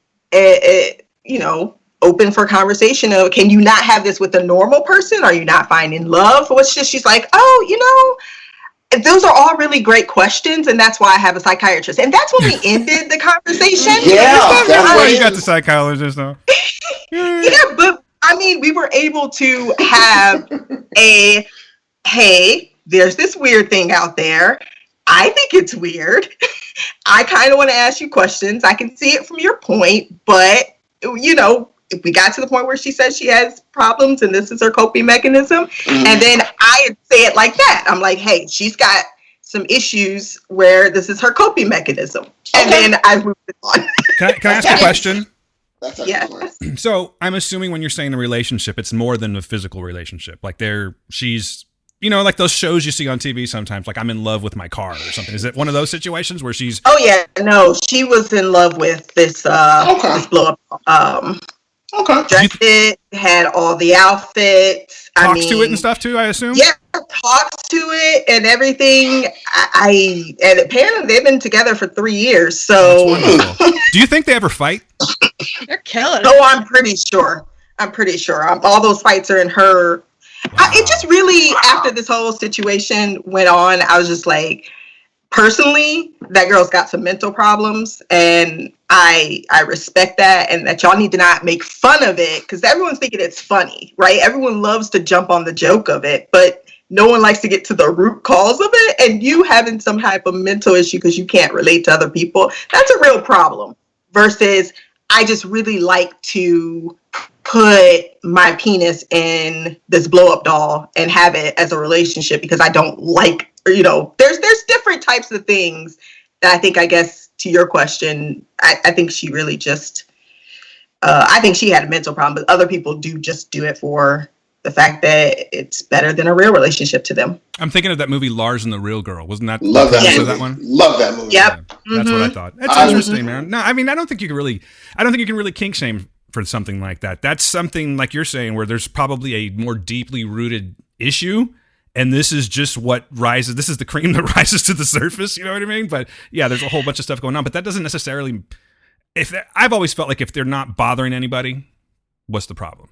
You know what I mean? Like, people who piss on each other, I can't see it. Like, that's a kink. I'm looking at you like, that is acidic and it came from your body. That's gross. But there's some people who feel like men who like their assholes being messed with during sex because there's actual scientific proof that there's a pleasure spot there. So it's not just that, hey, I like it up the ass because I'm gay or anything. It's because actually when you touch it right there, when my penis is doing stuff, it feels really good and adds an extra layer of orgasm. And I only get one, and y'all women get like 50. So I don't see why you're shaming me. Dropping science. Listen, and here's the thing. This is a smarter way. You see how Christina did it? That's the problem with cats now, I think, because what do cats have to do with it? Okay, Yeah. I'm sorry. But like, I know if one of the fellas, you didn't think it was funny to see cats fuck? I'm sorry. Go ahead. I'm sorry. I'm over it. If one of the fellas saw somebody with a blow-up doll, one of our buddies with a blow-up doll, we would, like we said earlier, like, look at this blow-up doll having automatically. That's what's gonna happen. He's really let you into his life. That's immediately what's going to happen. But then you also have to time it right, because you might have you and a buddy that have a relationship, a true relationship, where you can talk about the blow-up doll. But you add one more person to that conversation, now it's a clown session. Even though we're cool, if you're like, hey man, I want to talk to y'all about something. I'm right here, Steve. That was unnecessary. Like, if I want to talk to two people about it, and I was like, I like blow-up dolls, you're really kind of rolling the dice. Because two fellas on the other side of the conversation, it might turn into a clowning session. Like, look at this cat. Because it's two people. If you were talking one-on-one, the guy would be like, oh, really? Like, why do you do that then? But the more brothers you add into that thing, the more possibility of now they're just gonna, this is a jumping off point where you're never going to be able to be around these people anymore without being that. Even if you get married, be like, look at blow up doll getting married. Exactly. They're gonna put it in the wedding. In the wedding photos, they're gonna have a picture of your blow up doll up there. No question. And you're not gonna want anyone to do the best man speech. You're gonna be like, no, I know what he's gonna talk about. Because it doesn't matter when it happened. Whereas if it's a one-on-one conversation, there's something there where it's like, this isn't going to go past us. If there's two people, when you walk out this room, bruh, we're clowning you for like hours. And so I think it just depends on how, like you said, Christina, how close you are with the person. But even if you're really close with that person, it might have to be a one-on-one. It just can't be a group conversation. Or no matter how cool you are with your group, it has to just be a one-on-one conversation, which is why someone asked me, they're like, hey, I like doing this thing.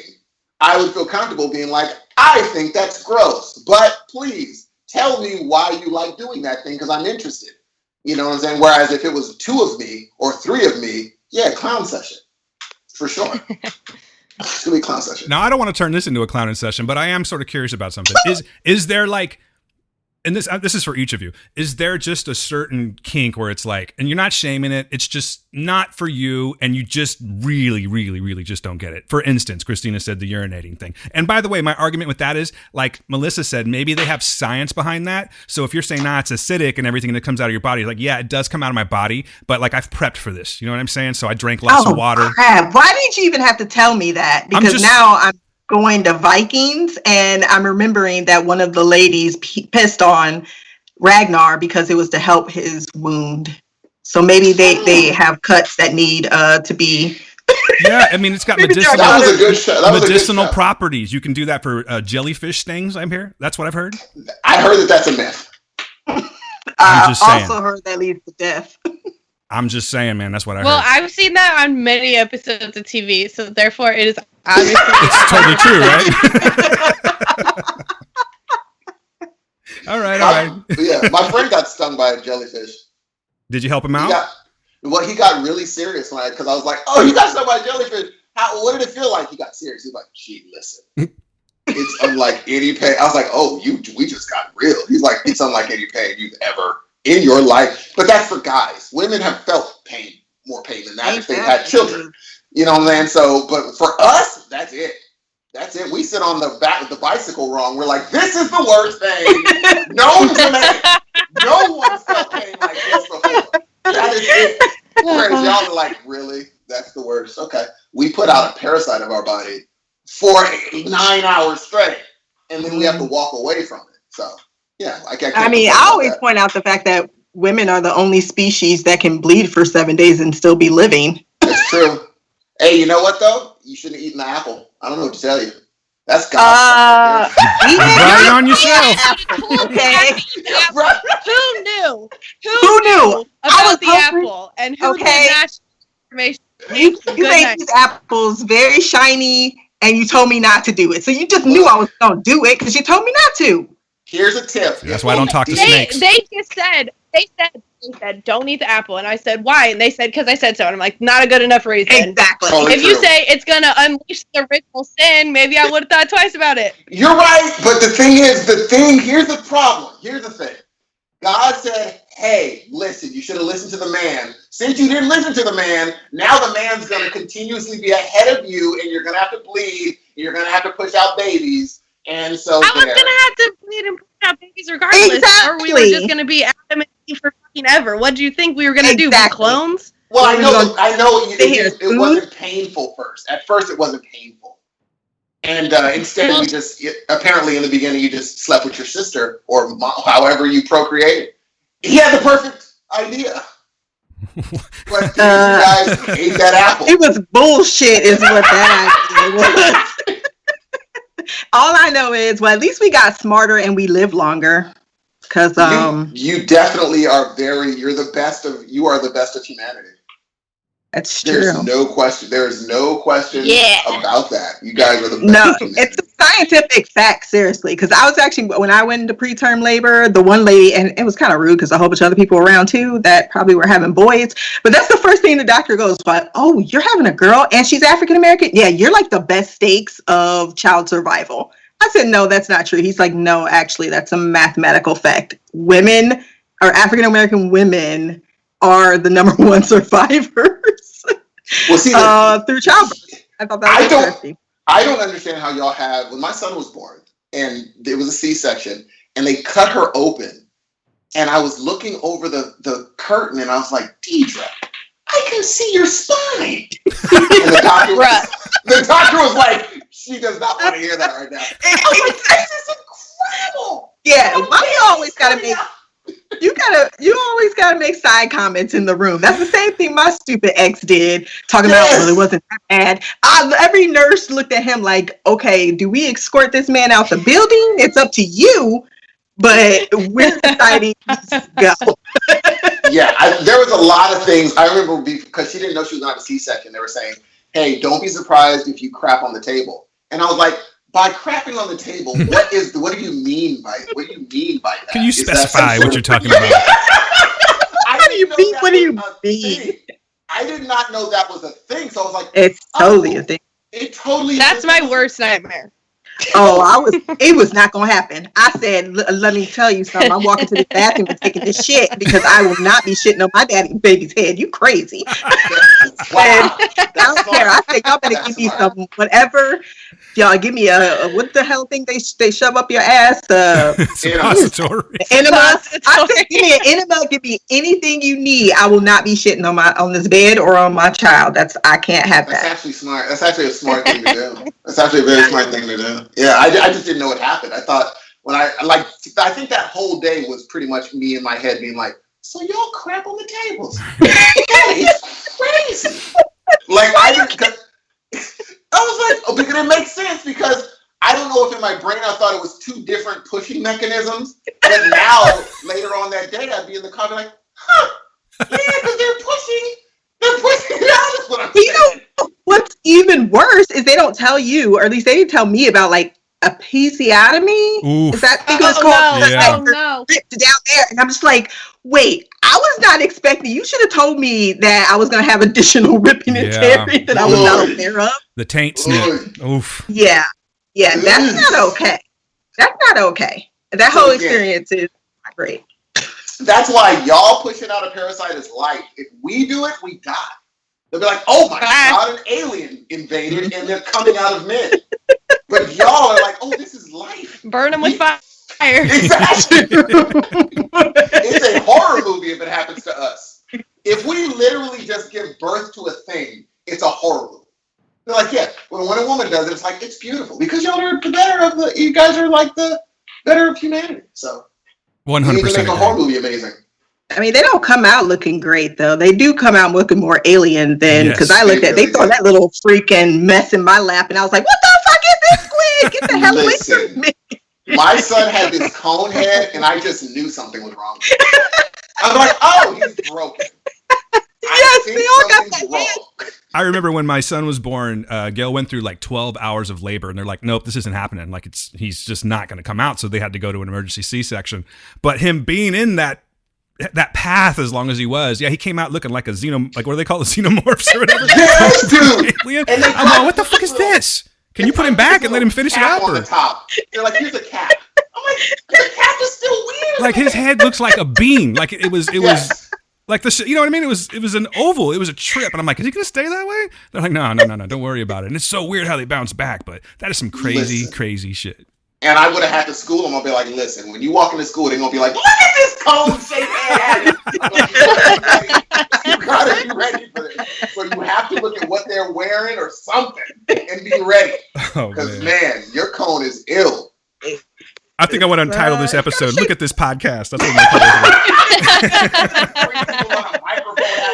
to That's fucking great, dude. What's worse is if you're like 2 times the shade of an African immigrant, and your baby comes down full white and blue eyes. You're just like, and they take you in there. Wow. They go, oh, is that your baby? And you're looking around like, oh, look at my chocolate right there. That's my baby. No, I'm sorry, it's that one. Wait, the Caucasian with the blue eyes and the blonde hair? So you are like baby? Literally, This Is Us. You're an episode. Yes, it was This Is Us, baby. Yes, her dad was half white. Okay. And she came out looking just like her father. Thank God it changed. But it was I was like, because it was squidding the first time, so I didn't really take a look. I was just like, ooh, this is a whole bunch of just yuck. Mm-hmm. So seeing her for the first time, it was very hard to convince me my baby was not switched with another baby. And I would not hold her to the first 3 minutes because I said, that's not my baby. Like, I really wish, I'm going to put a picture in the tag, and I'll show you how white that baby is. Yes, I really want to see this. And Christina was waiting for Ashton Kutcher to come out. Just kidding. This is your real baby. No, I was really thinking, shit, what y'all put me on the second floor? Oh no. Yep. That's maybe in the wrong department. You only have the one, or you have 2? 3? 4? Oh no. I'm one and done. One and done. Dan decided, I think I can do this again. And he did. Well, I clearly didn't have the hard part to deal with. I see what you did there. No, I didn't do anything. I'm just Oh, saying, okay. like, I don't think that, you know, it was kind of a group. I mean, you decision. did have the hard part of how did it happen? Yeah. That's You know what I I'm was saying. I thought you were going that direction. No, man, see, but get your minds out of the gutter, for real. Like, I'm just saying, like, I don't even okay. talk perversely ever, so stop it. Oh, What? man. Wrong You show. You were talking about groceries. I know. was I gonna say. always bring it to the butt. I'm sorry. I don't know why. Talking about licking ass. Hey, I just brought up a conversation, or like a topic, and said discuss. That's all I did.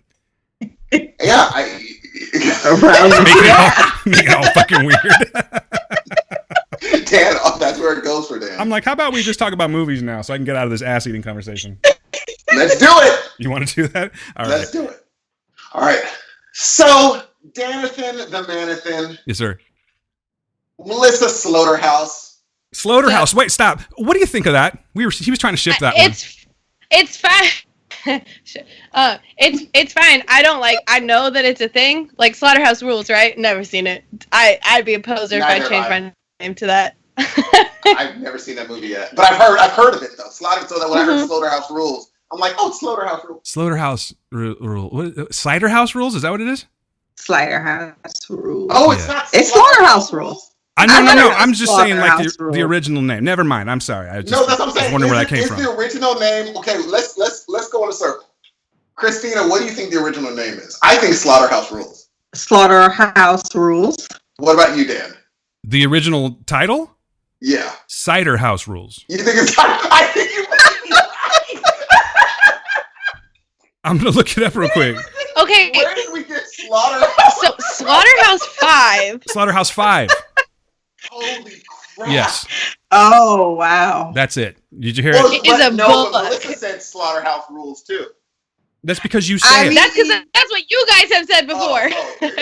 Look, we have a way of changing things that make sense for us. Like everyone keeps Exactly, that was saying great. Corona or COVID-19. We call it the Rona. The That's Rona. all we know it as. The Is Rona. the Rona. Like everybody's like Rona 2020 is canceled. Everybody's like, what are y'all talking about? Rona what? Yeah. That's It's the just like coronavirus. You don't it's just like like saying that, it. that black plural. You go into Barnes Yes. and Nobles. Yeah. You're going It's a for black it. plural. Like that. Two of them. Barnes and Nobles. For sure. So we put Never the Barnes black and Noble. plural on everything. Everything. It's so funny because it's so true. Yeah, I hear it all the time. Be like, I'm not even gonna correct on me. Yeah, that's what it is. You win. Any bars around here?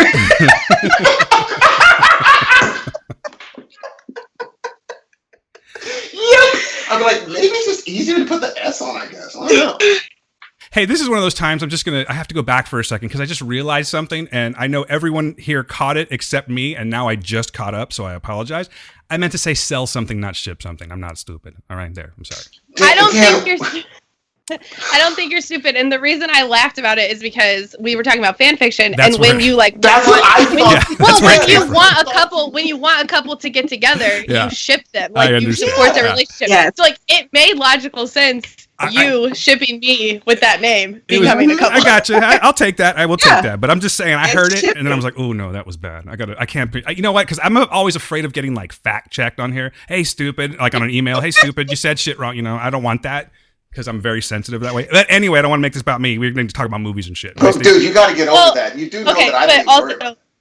before we move on, Slaughterhouse Rules is a movie from 2018 starring Margot Robbie, Michael Sheen, Asa Butterfield, Simon Pegg, Yes. Finn Cole, etc., etc. It's a thing. Slaughterhouse I ain't seen it, Rules. but it's a thing. Slaughterhouse Yes. Rules. I've never. Slaughterhouse Okay. Rules. I knew It's I an heard this action before. comedy fantasy movie with a 5.2 out of 10 on IMDb. IMDb is harsh because I've watched some of their 3 out of 10. And I'm like, that movie was perfectly fine.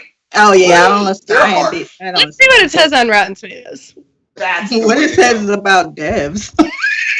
You know what? You know. You know what? Let's go there now. I'm Okay. very curious to hear how this conversation goes. I Because haven't even seen the Neither show. have I. I'm just literally trashing it already. neither have I. I mean, but I've seen, just like I said, just those few episodes, and I'm not buying it. So I would like to know. I'm not entirely sure where you fall, Melissa. Did you like it or did you not like it? I liked it. It was fine. It Okay. wasn't like groundbreaking, and none of the concepts were groundbreaking. The most interesting things about it were like the philosophical questions about like technology and free will and etc.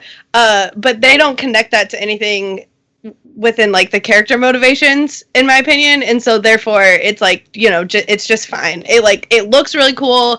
I like the actors, I like the concepts, and none of it really like hangs together in a meaningful way for me. Totally understandable. You know, it's funny. When I really think about it, the best part of this show are the conversations I have with my sister. That's the best part of the show. Asking her, be like, "Hey, technically, is this a?" And her being like, "Well, this person thinks that this might be true, and this and this." I'm like, "Okay, and the more I think about it, that's the best part of the show. The conversation it sparks with other people, being like, what if you could, is it okay for technology to enable a person to be able to do this? Are you okay with that?" Well, and when it comes to like determinism and like free will and like putting like out an algorithm on human behavior, like the most interesting parts of that are like how it becomes Westworld. I'm about to say that's all Westworld. Yeah. That's pretty much Westworld, and we've had 3 seasons of that. Yeah, Westworld does a lot more with that on like an emotional level, I think. So like if you're interested in those concepts, you can watch Westworld and be like, oh, okay. Yeah, Westworld, like I haven't been there. They told me that this, my friend was like, this season, because I loved last season. A lot of people told me, they're like, oh, I didn't really, I love last season too. I don't know, it had issues, but it was great. I loved it. And so this season, they're like, this one's way different. He said, something happened, well, we can't ruin it, but I'm not going to ruin it because I haven't seen it. But he's like, I don't want to ruin it for you, but something happens where it's like, well, that's supposed to be the end of the season. Like, now that we know who wins, I'm like, oh, do we? He's like, you kind of do know who wins this whole thing, but now it's just moving forward. And totally true. Like the determinism thing. I know. I would totally disagree. One, they probably knew it before it got renewed for like 6 seasons now. So apparently HBO prepaid for Jonathan Nolan and Lisa Joy to do multiple seasons of Westworld. So like we were all just like assuming this was the last season, and this was never the last season. Yeah, it's just kind of we all got played. It's like Preacher. It was kind of like, I didn't think it was the last season because I said that when they first came out, Jonathan Nolan and Lisa Joy were like, this is 5 seasons. We have it planned for 5 seasons. And they're too big of a name, and they spent too much time and money in the first season to have ever not have laid out a contract. The same thing with Preacher. I think that they said, hey, we get to at least finish the story within 2 to 3 seasons, or if you get 4 seasons. I think that's smart because it does allow for shows to at least tell their story without being canceled. Yes. And people like Jonathan Nolan and Lisa Joy, they're not going to be like, okay, I'm just going to give you 1 season of this really great show that I have planned for 5 seasons, and I'm just going to let you guys decide. Hell no. I'm going to get me a contract that tells me at least 5. Now they apparently worked it out at 6, and we're going to get that whole story. And I think it's going to go way, way further into the future, more Blade Runner than it is. And well, that's kind of started this season. The only part of these conversations when we talk about how far we are from this sort of technology is the determinism factor. If we X that off the end and just talk about an immersive world that you would like, that you could say, I want this, we're not terribly far. I agree. We're not but the determinism factor is, and the only reason we don't have that is because we don't have the computing power. If we did, it wouldn't be that crazy either. Already, Google kind of knows what you would like.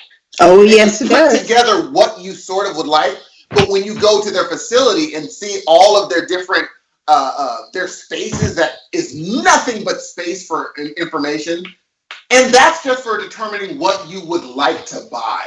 Well, I mean, all of our ad serves are going to be fucked up after this conversation.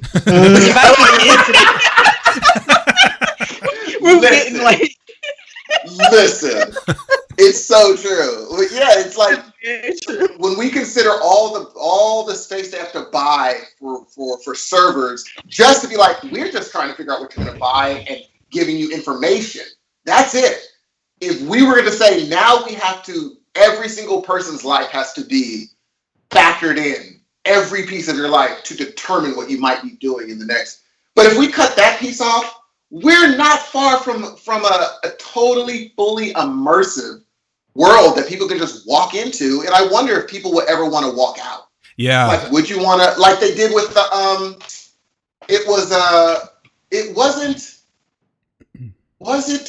Are you talking about this show on Amazon called The Feed? No, what was the movie where that guy created it was a show, it was an episode of a show. I don't think was it Black Mirror? It might have been, with Jesse Plemons, where he did Star Trek-y one. Bingo! Oh, yes, yes. He totally immersed himself, and there was times where you just didn't want to, if I had that, I wouldn't want to leave. Totally. Like if you can live a better life, and just by strapping on whatever the goggles or whatever that you have to use, the equipment that you have to use, and go there. Let's say that you're someone that lives by themselves all the time, or you're someone that keeps to themselves. You're a recluse, you know what I mean? And you're doing something like that where you can go and be a bigger, better person, have these adventures or experiences, what have you, that you are just completely incapable of having in the real world.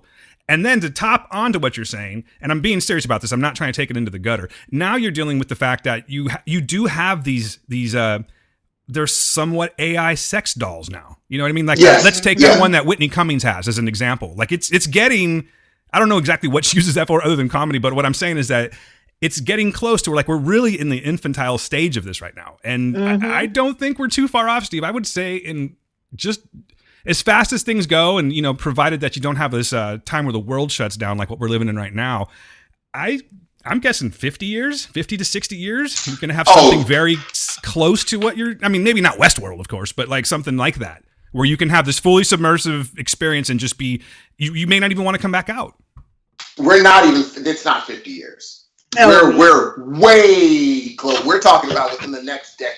Because we have the VR, we have the VR technology, and all you need to do is continue to improve on that. Right. But to answer your question, Dan, you really should watch The Feed on because it explores this exact concept on Amazon, and it's a book. I didn't like the book as often. That was the audio book that I was referring to. That wasn't as great, but the show actually is so fascinating because it's exactly that. Everyone in the future has these implants in their brain that literally feeds them into the neural nectar or network, and it goes to the point where you're feeling your what other people are feeling. It's a shared immersive experience with everyone in the world. Sounds great. Everyone's into this from the time they're born, but the problem is people get addicted to this feed to the point that they stop learning to be human.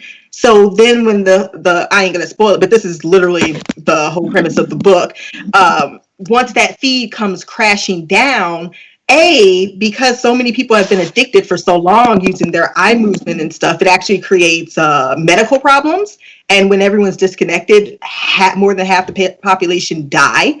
And then additionally, everyone who's left and who's never been, they have to readjust life to not being, but they still have that phantom feeling of being. It's so fascinating. You just have to watch that show. It sounds super but interesting. It definitely it goes into that question of what happens if we get addicted. We're already addicted to technology in a lot of ways. I mean, it's very hard not to touch my phone. Even right now, whether I want to be addicted to it or not, I have to look at my phone every 15, 20 minutes. Get that little sensation and you exasperate that in the future. And now I can change my setting where I can be hanging my friends and we can just, with a thought, change our entire room and we're in Japan and we're having fun and this is our lives. Of course, we're going to want that. But what then it does to these human forms that we are after that? Because we're literally essentially putting our consciousness into this world. Sure, that's true. Now, and like during quarantine, I'm like, sign me right the fuck up, plug me in. I'm ready. Now, I got a question for Melissa. Try Six Flags. In this question for Melissa, in this same idea of a fully immersive world, is it say there is a fully immersive world? Because and like Dan said, there are women in this fully immersive world would you feel like you're being cheated on if your boyfriend has a fully immersive person that he visits in this fake world? I mean, isn't the question how, like, the question isn't, that's not like a black or white question. The answer lies in, like, how this relationship is set up in the first place. Just a physical relationship in this other world. I mean, not real. Like, obviously it's not real. I mean, it is, if we're living our lives like in a virtual reality and that's where we've invested like the emotional stakes of our life, then yeah, of course it's cheating. But if he just goes in there and life is like it is right now, except virtual reality is better. Do I believe that women in this virtual reality scenario, like, do I believe that like the women or the men, you know, the like sex objects in this virtual reality, do they have consciousness? Do they make choices? Do they have an emotional investment in this relationship? Nope. No. Then I don't think so. So you'd be like, I'm totally fine with you going into that world and having sex with that fake thing. I think that people would really beg to differ on that. I'm not saying I mean, I do. That's like a personal preference. Yeah. It's like the same as like asking someone like, do you think that like your partner looking at porn is cheating? Right, do you think that like masturbation is cheating? Like, it's just an evolution of like those same concepts. It's, you know, for sure. It really is, like you're saying too, like some people are into like open relationships and things like that. So you do have to sort of factor all that stuff in, right? But if you're dealing with a regular couple that are in love and have been married, and you're now taking your time and your emotional, like this is where you're getting all of your emotional like needs, and you're going to like, let's say, what the hell they call that on Ready Player One, like the Oasis or something like that. Yeah. And you're going there to get everything that this living person that you've been with for a long time they're not giving it to you anymore. You know what I mean? So I would think that person, your spouse, would be feeling like because you can cheat emotionally too, right? Isn't that kind of true? So yeah, I would think that would be I can't even talk right now. I'm trying to explain this, but I think that it would be a definite cheating situation, provided that that's the grounds that you've already established your relationship on. You know what I mean? Like you're monogamous and it's a one-on-one situation. But if you're now taking that and going someplace else and giving all of your energy there, then I think that the other person would be offended and feel cheated on. I would feel like I feel cheated on because I'm always available. So if you need to do it, I'm saying, what am I saying? I'm always available. In the relationship, doing shit. Like, no, I ain't doing shit. These legs are always going to be open for your needs. But I think that's also a big thing in relationships, period, is that, especially when it comes to sex, it's such a it's like, so many people still have an issue just talking about what it is. Like, if they're, I think, to bridge the gap between Dan and Melissa, it's, okay, I want to have sex with you, wife, 4 times a day. Can you handle this? Okay, if you cannot handle this, is it okay if physically I let out this seed into this virtual woman that has no emotional ties to me? It's just that? I think that's not cheating, because you've had the conversation, right, and you're getting in some way consent, and it's more like you're literally having the words of, I have this need and you're not able to perform it for me. And it's not that I want to not have it with you. It's you are saying I can't. Now, personally, if you want to have sex 4 times a day, just make sure it's lubricated and well timed. That's all. If that's what you need to do, and that's what keeps you, because it is a part of, I don't know, it sounds shitty to say, but a sacrifice to be able to give to someone else's needs when they're not necessarily on your needs. Like, there are people who really can have sex once a month and they're pretty much good, versus other people, they need more than that. And you have to be able to bridge that conversation, or your relationship's going to end up cheating, whether it's in a virtual world or not. No, that's true. No, I think we're going to get a real world exercise in these ideas when inevitably it's going to happen when sex work is legal. We're going to get a real world workout in what people consider.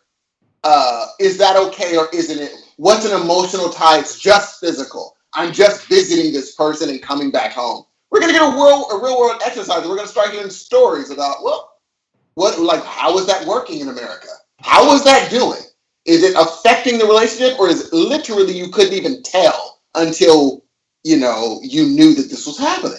It's going to be a real world exercise. And I think that's going to happen before the virtual thing happens. And I think if the sex work is legalized first, some relief will happen when someone's like, oh, you're just going to do it virtually? Have fun.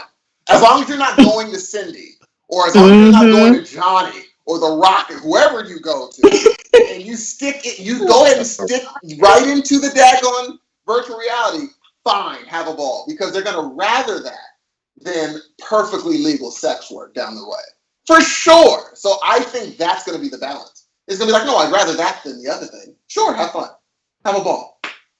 But when you start emotionally, like buying it gifts, and remember it's the anniversary, because there's also the idea of, like, me, I'm not sure, and I think it may be harder just for women. Melissa, you can tag in here, but it's hard for me to not have sex with an emotional connection.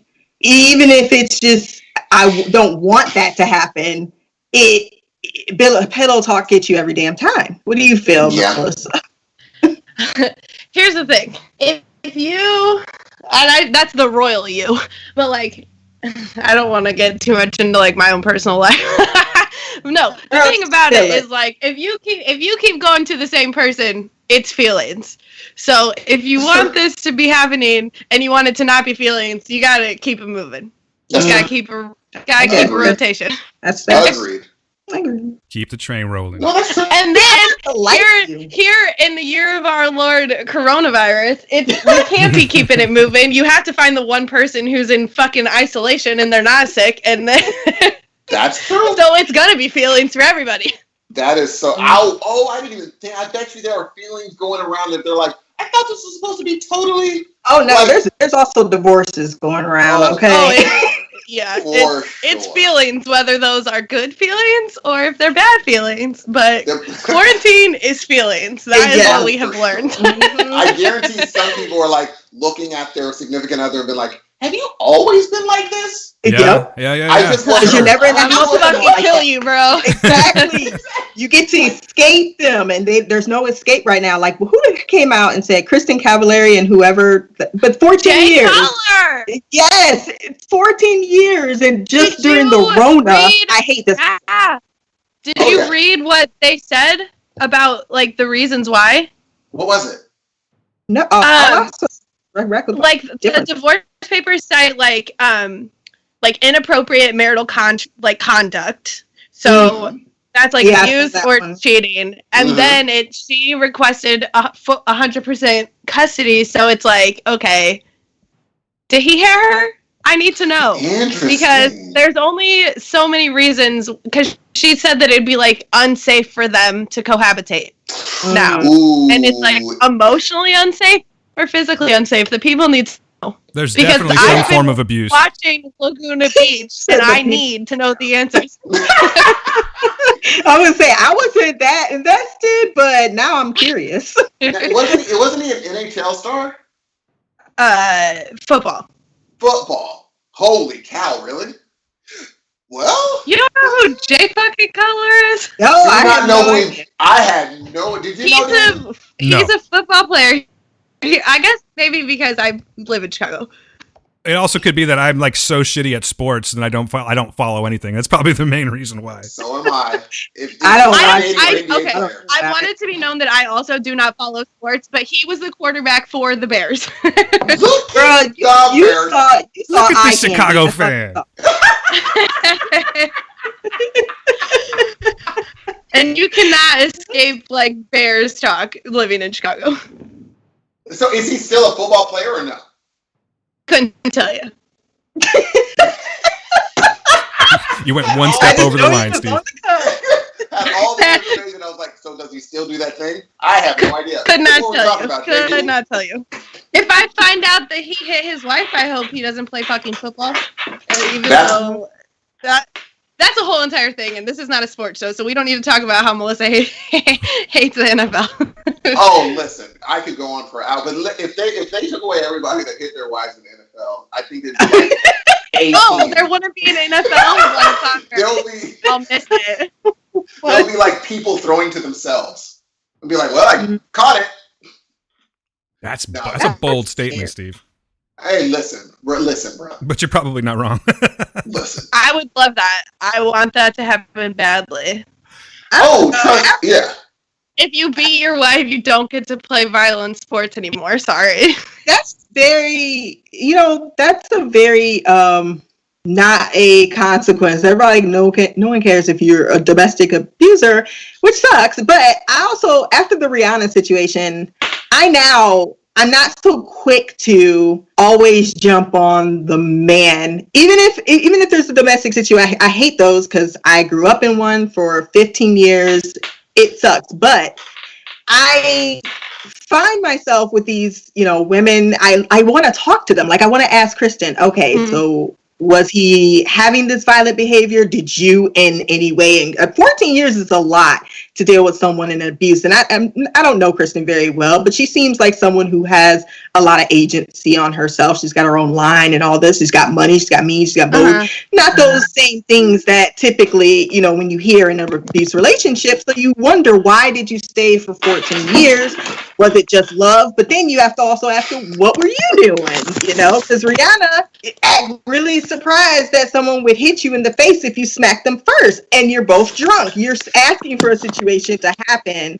And I have more of that question than I ever had. I was before like, oh my God, the man hit the woman. That's terrible. But now I always be looking at these women too, like, what was your whole thing in this? For me, and I just want it to be known that none of us know if Jay Cutler hit Kristen, and I don't want people to act like that's fact. It's not. For me, I've always held the like my mom, when I was young, be like, you never hit a woman, and I'm like, what if she hits me? Well, then you run. But what if you gotta do? Well, then you do something else. Well, what if it? Well, then you do. There's always another option, regardless of what you're gonna do. That is just never. Chris Brown, I don't care what she did to him. I don't care. Whatever she did to him, he had another option than beating the piss out of her. And I don't like it's and if like, look, if you get out the car, walk, well, she messed up my car. I don't care. You're a millionaire. You'll be fine. Well, she hit me. Yeah, you'll be fine, dude. Well, was she gonna kill you? No. Well, then you should have just walked away. We're talking about drugs and alcohol though. So that's where I get my little part. And I know I agree. I totally agree. Like, I don't defend him. I just think that sometimes we just need to be a little bit more cognizant of putting ourselves in these situations, both male and female. Because honestly, I think they both were toxic for a long time before that went down. That's like exactly how I feel about like Amber Heard and like Johnny Depp too. Like that was an abusive relationship on both sides. So if we're canceling anybody, everybody should be canceled, or just like some people just should not be together. And it's Amber Heard and Johnny Depp, and it's Rihanna and it's Chris Brown. And she came out defending him, which tells me more that she's like, this was probably more regular and only got this violent, but it's been violent before. And to me, that's just it creates this thing, and that's why he's still popular right now. Women talk about how beautiful and they want to be in a relationship with him because, and I can't speak for other cultures, but Black cultures in particular, there's that whole thing, if the man hits you, you got to stay with them, or that's a church thing. Yeah, well, that's a church thing. That's what, because I noticed Black folks that don't go to church, the three that don't, they don't even. They literally do not even have that. They don't even think about it. If anything, if you hit such and such, you might want to run. She's not a church person. She might shoot you. But the other church people, you deal with it. Did he cheat on you? No. Well, then, you kind of got to stick it. That's a church thing. That's what they get taught to do. And it's church in general, but especially in the Black church, they like, if they hit you, you stay. If you don't go to that Black church, you gonna be like my mom to this day still be like, so how do you feel going to hell? And I'm like, ma'am.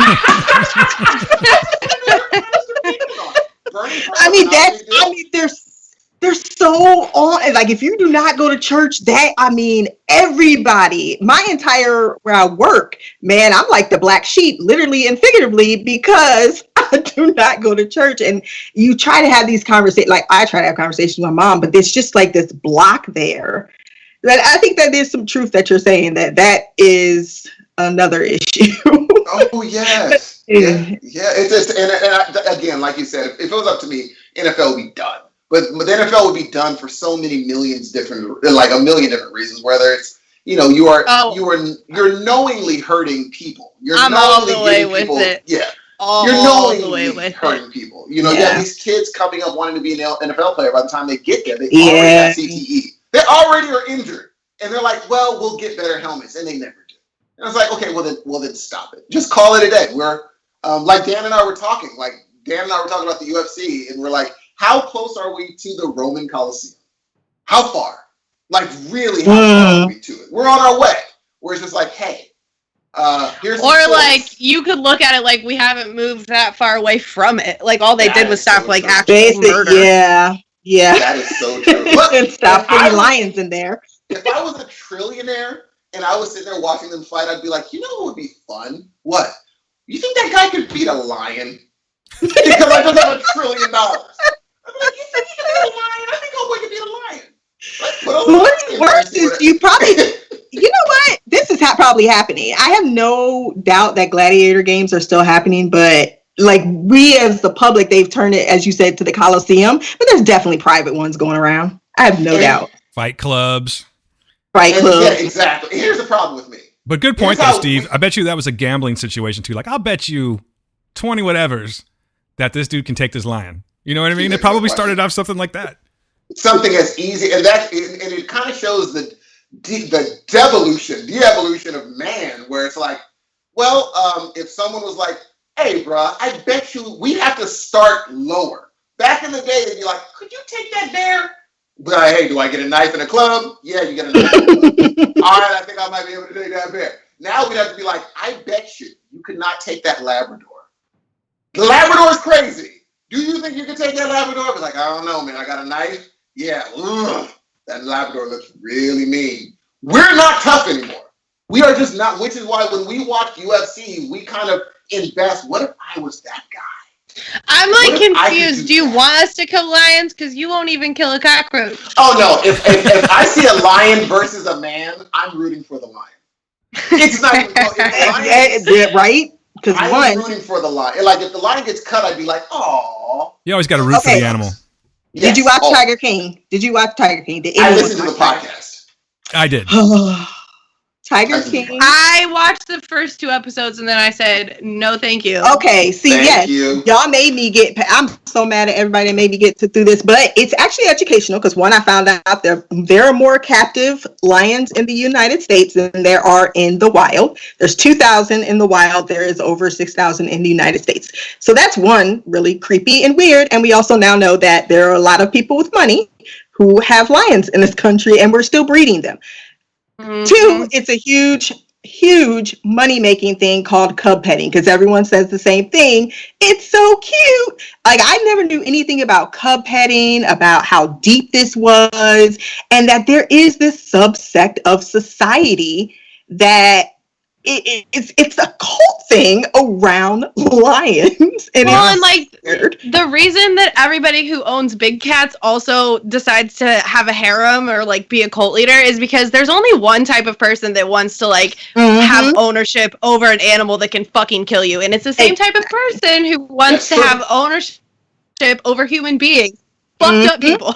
Ultimate power tripping. Exactly. People. And then what's worse is, because then I was getting into the politics, like everybody was so focused on Carol Baskin, and she was, to me, the least problem of the entire thing. I'm like, man, I don't even know if I judge her for killing her husband. Did she do it or know something? Definitely. The people who made the documentary were negligent in the way that they presented these storylines, and that's like kind of why I don't feel like finishing it, because this is not just animal abuse, this is sexual abuse, this is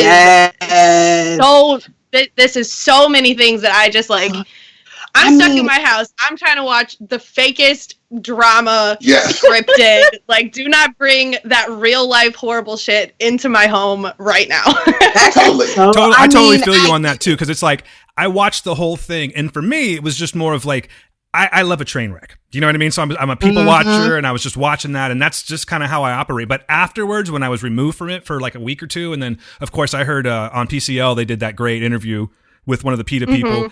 And it did bring so much more to light, you know. But yeah, once you start getting towards the end of the series, the abuse in general just becomes so gross that you just I felt kind of dirty finishing it up, to be honest with you. But I'm one that's going to do that, you know. And but yeah, I mean, I think bottom line is that I don't think that we should really be fucking with wild animals, period. You know, I mean, look at it now. Like, we've been inside a lot of the time, right? And wild animals are now coming back. You see elephants walking through Thailand. We're the problem. Humans are the problem, you know? And I think that we should just keep it to like dogs and cats. Dogs and cats are cool. They like chilling where they are. They seem very content. But when you start, like, okay, I don't know if any of you guys have ever done this, but you ever go to like a fair, like a county fair or something like that? And there's always like the one guy that's got either a camel with him or like, you know, this little trailer full of like with one monkey in it or something like that. That's fucked up. And that's what I like. And when I saw that, the whole cub petting thing, that's what I likened it to. It's just, you're taking these poor wild animals and you're exploiting them for the sake of $1, and it's fucking terrible, man. That's so, yeah. I found that afterwards, looking back on that show, it's a dirty show. I didn't even want to watch the extra episode. I didn't. I got caught up in the whole spectacle of laughing at Joe Exotic and the whole Carol Baskin thing, which everyone just beat that into the fucking ground within a week. And yeah, no, I'm kind of over that show. I thought I liked it a lot more when I was watching it, and then afterwards I feel a little like, oh, you know, I really wish I could have just take that all away now that I know how ugly it is. Well, I just wanted to take all the, like I said, I think when I got to episode 5 and Travis, what happened to Travis, and then seeing that on screen, that's when I was like, I really don't want to finish this whatsoever. But I needed to know how it ended at that point. But it, to me, like, one, no one brought up all of from Joe Exotic to the one guy, they all were taking high school age children and molding them, and no one cared about this whatsoever, and no one really even put attention to it. The poor one girl, she's talking about, yeah, this guy is nuts, but what's worse, we want to stop this stuff. Congress would not pass that bill. To me, that this came at the end, and our own government looked at this and said, you know what, we're still not passing this bill to ban private animals from being owned by these psychopaths, tells me that it's more than just these Joe Exotics that's really making money. Yeah, there's multi-millionaires that have these. Yes, that have this operation going, and you're not going to, and that's the worst part to me, that told me I need to do something a little bit more, even if it's a petition to sign to try to get that bill passed, because this story, I think it was more of to me, from what I took from it, a wake-up call to something I never knew existed. But and like kind of what Carol said, you don't know until, hey, someone releases their zoo and it kills people. I would never know I'm living across from someone. Well, I guess I would, living in my hood, but and like, say you're living in a ranch or farm, that one guy that they showed, like, no one knew he had all those animals until he decided to go crazy and release them and wants to kill everybody. And our government's like, this is legal and we're not planning on making any laws for it. Wow. Totally. I knew it had gone too far when, you know, during a press conference, someone asked, hey, Trump, think you're gonna pardon Joe Exotic? And here's the thing. I was like, if Trump finds out about this guy, he's gonna remind him so much of himself that he's gonna pardon him. There's no way that dude is out of prison, because it's like looking at himself in prison. He's letting him out. Exactly. I'm like, everybody brace yourself. That was my favorite episode, was the presidential one, because I said, oh my God, this is such a Trump story. I don't even like and the one line that caught me was when Joe's like, well, what if we win? I feel like Trump's still asking himself this question 3 years. Like, well, fuck, I didn't even think I was going to win. So now that I have won. And we like the entertainment, and I get it. And like you said, what started me being a vegetarian, I've always been an animal lover, which is so weird why, when I ate meat and all that stuff. But later on, someone showed, I used to fast forward through those. I don't watch gruesome slaughterhouse videos. Videos. I just do not do it because I just don't think I need to see it. But when one, how someone makes a devastating point where it's just like, where it's just like, well, if you believe this, then why do you do this? And I hate being backed into a corner. I was like, that is such a good, obvious question. But it all started at, people shouldn't be having zoos. That's where my journey went from. I was at a zoo and I was like, I'm not going here anymore. This doesn't seem right. Mm-hmm. And then I went to circuses, all that shit. Yeah, I went to a circus and I was like, yeah, this doesn't feel right either. But then it turned into this doesn't, and finally was like, I'm not going to eat these things. But it started at this rubs me wrong for some reason. I don't understand this. And then it ended in well, if you don't like those, why do you still do this thing? I'm like, yeah, I don't like that anymore either. So yeah, it all starts at that whole, this doesn't smell right. And I love that human beings are like, I'm not a massive animal lover, but this seems wrong. Like this doesn't, the circus, this just doesn't feel right. And they weren't massive animal lovers. They were just like, we're not going to go to that anymore. We don't like it. It doesn't seem like we're supposed to be watching this. And I think it's going to start getting, more and more especially as they start, printing meat. The killing of animals is going to be pointless. And it's going to be like, yeah, why do we still do that? I asked you that, Stephen. I don't think I got the answer. I'm sorry, but I am very curious about this. If they did find a way to print meat and meat tastes exactly like, a killed animal, would you eat it? Yes, totally. Okay. I was just wondering if it was the taste. I mean, I know it's the principle of the matter, but I didn't know if the taste got you to or just the thought of it. I'll eat if they're like, hey, we figured out how to print fake cricket meat. I'd be like, I'll taste cricket meat because it's not real and it didn't, no one died for it, but I'd be like, I'd at least be interested in seeing, and I'd be like, oh, that's gross. At least I've tasted it. As long as it did not result or it did not come from something's death, I don't mind it at all. And I think we're close, dude. We're like close. So it's going to happen. Okay. I still like the taste of my pig. I mean, it's only going to happen if those meat substitutes can be as cheap as real meat is, because, I mean, the barrier to veganism is mostly, opportunity to afford it and go to stores that have it. Yeah, it's a privilege thing. It's when people are like, why don't you just start eating this or that? I'm like, well, that's a privilege. You can afford to do that. And so, as you know, the reason that people eat chitlins is because that's all they were given, on the plantation. They were given this crap from the pig. So they figured out how to make it taste good. And it just kept going. And these things are so cheap. They're so cheap to eat garbage. And, and it's been so ingrained in our brain that when there's a meat shortage, people lose their minds. They're like, there's a meat shortage. We are going to starve. I'm like, you don't eat that much. I don't think you eat that much. So I don't to see how people reacted. Look how people reacted to Corona. Oh my God, we need all the toilet paper you don't need that many damn rolls of toilet paper. What the hell? You only ever used two before. So why do you need all of this now? Yeah, I think it's just. I mean, to be fair, I was using the majority of toilet paper at my work, and now I'm using it in my home. So that's true. That is very true. She's the one with the toilet paper boxing gloves. So now we got everybody at the house, and it's a strain on the home toilet paper supply. Meanwhile, all the offices, their supply closets are just overflowing with rolls. Yeah, because they're like, oh crap, we've overbought and we have 1 billion.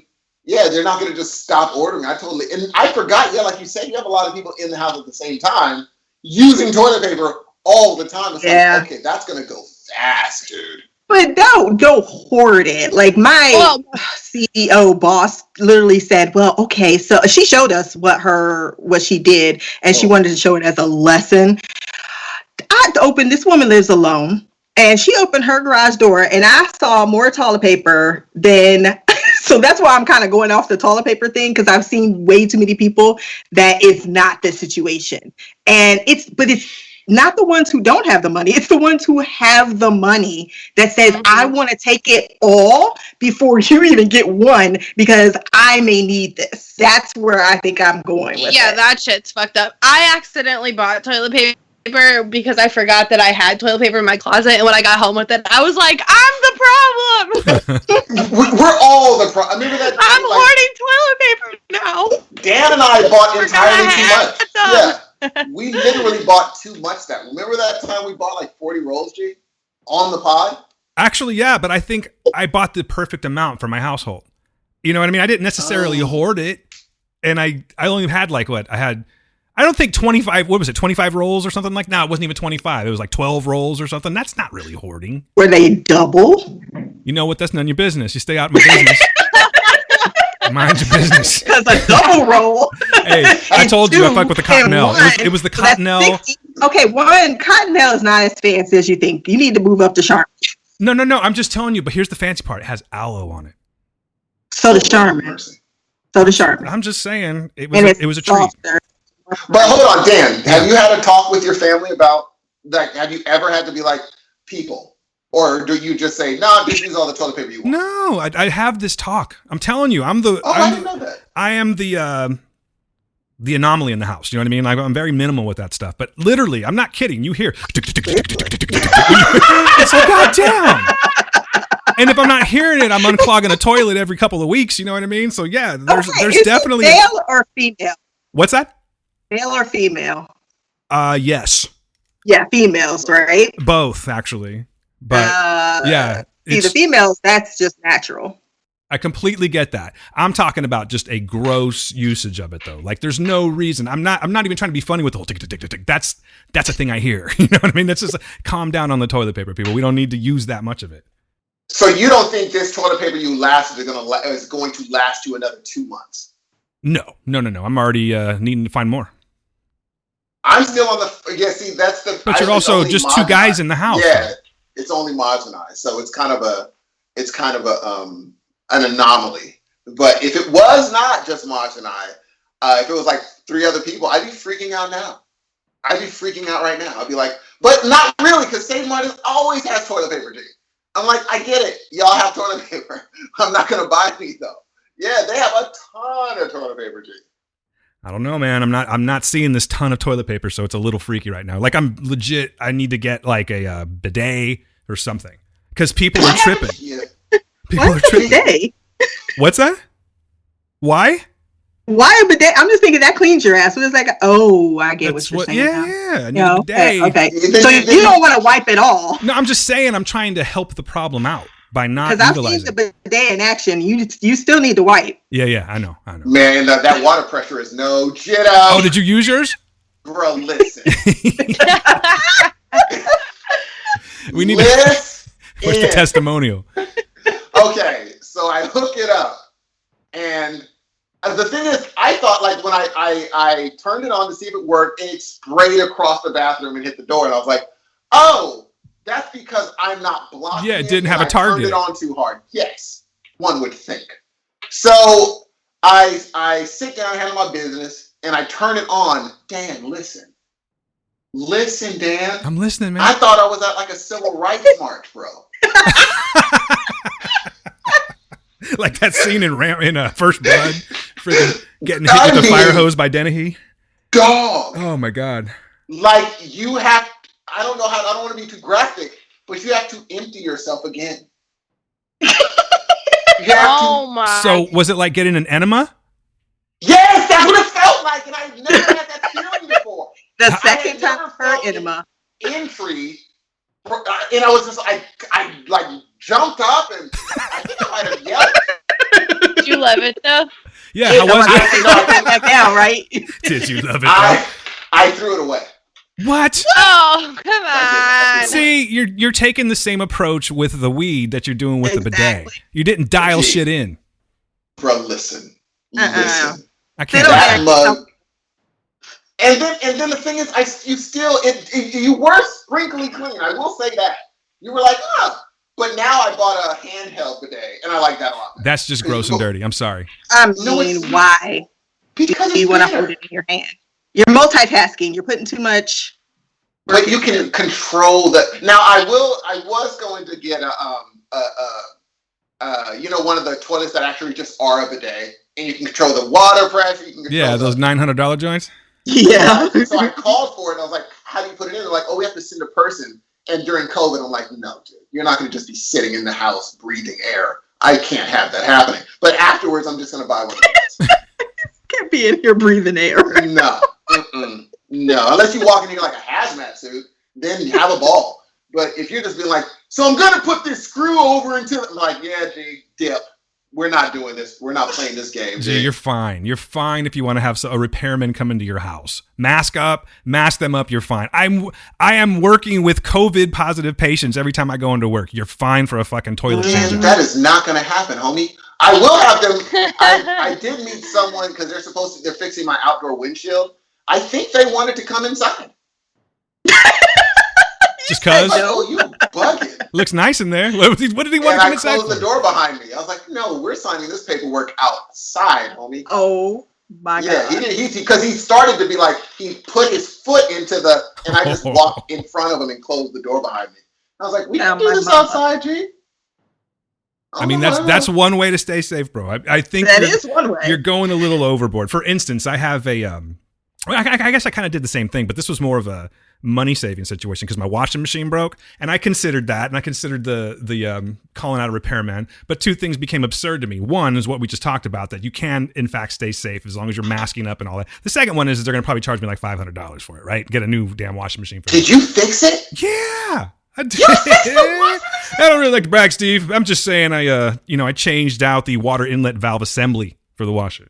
Damn, we were just talking about men fighting lions, and you kept that in your pocket? And now, check this out. I'm going to go one step further. Now, I may die. This is what I've done. I did that this week. I finished painting a room, which took me way too long. And then I'm going to change out a faulty breaker, Steve. Damn. Ooh, wow. Damn. I'm going to flip it on you, too. And also tell you that I made some French onion soup this week. It's been a very busy week. I don't want to talk about me. I'm just saying. You have these amazing women fanning themselves right now. Yeah, you have these amazing women fanning themselves. I'm telling you, G. First of all, I did paint my some posts out back. That was difficult, but I do want to know how to paint an accent wall. So I'm going to be hitting you up because I got to know what the prep looks like, how to prep correctly. Oh, you got it, man. We'll talk about that.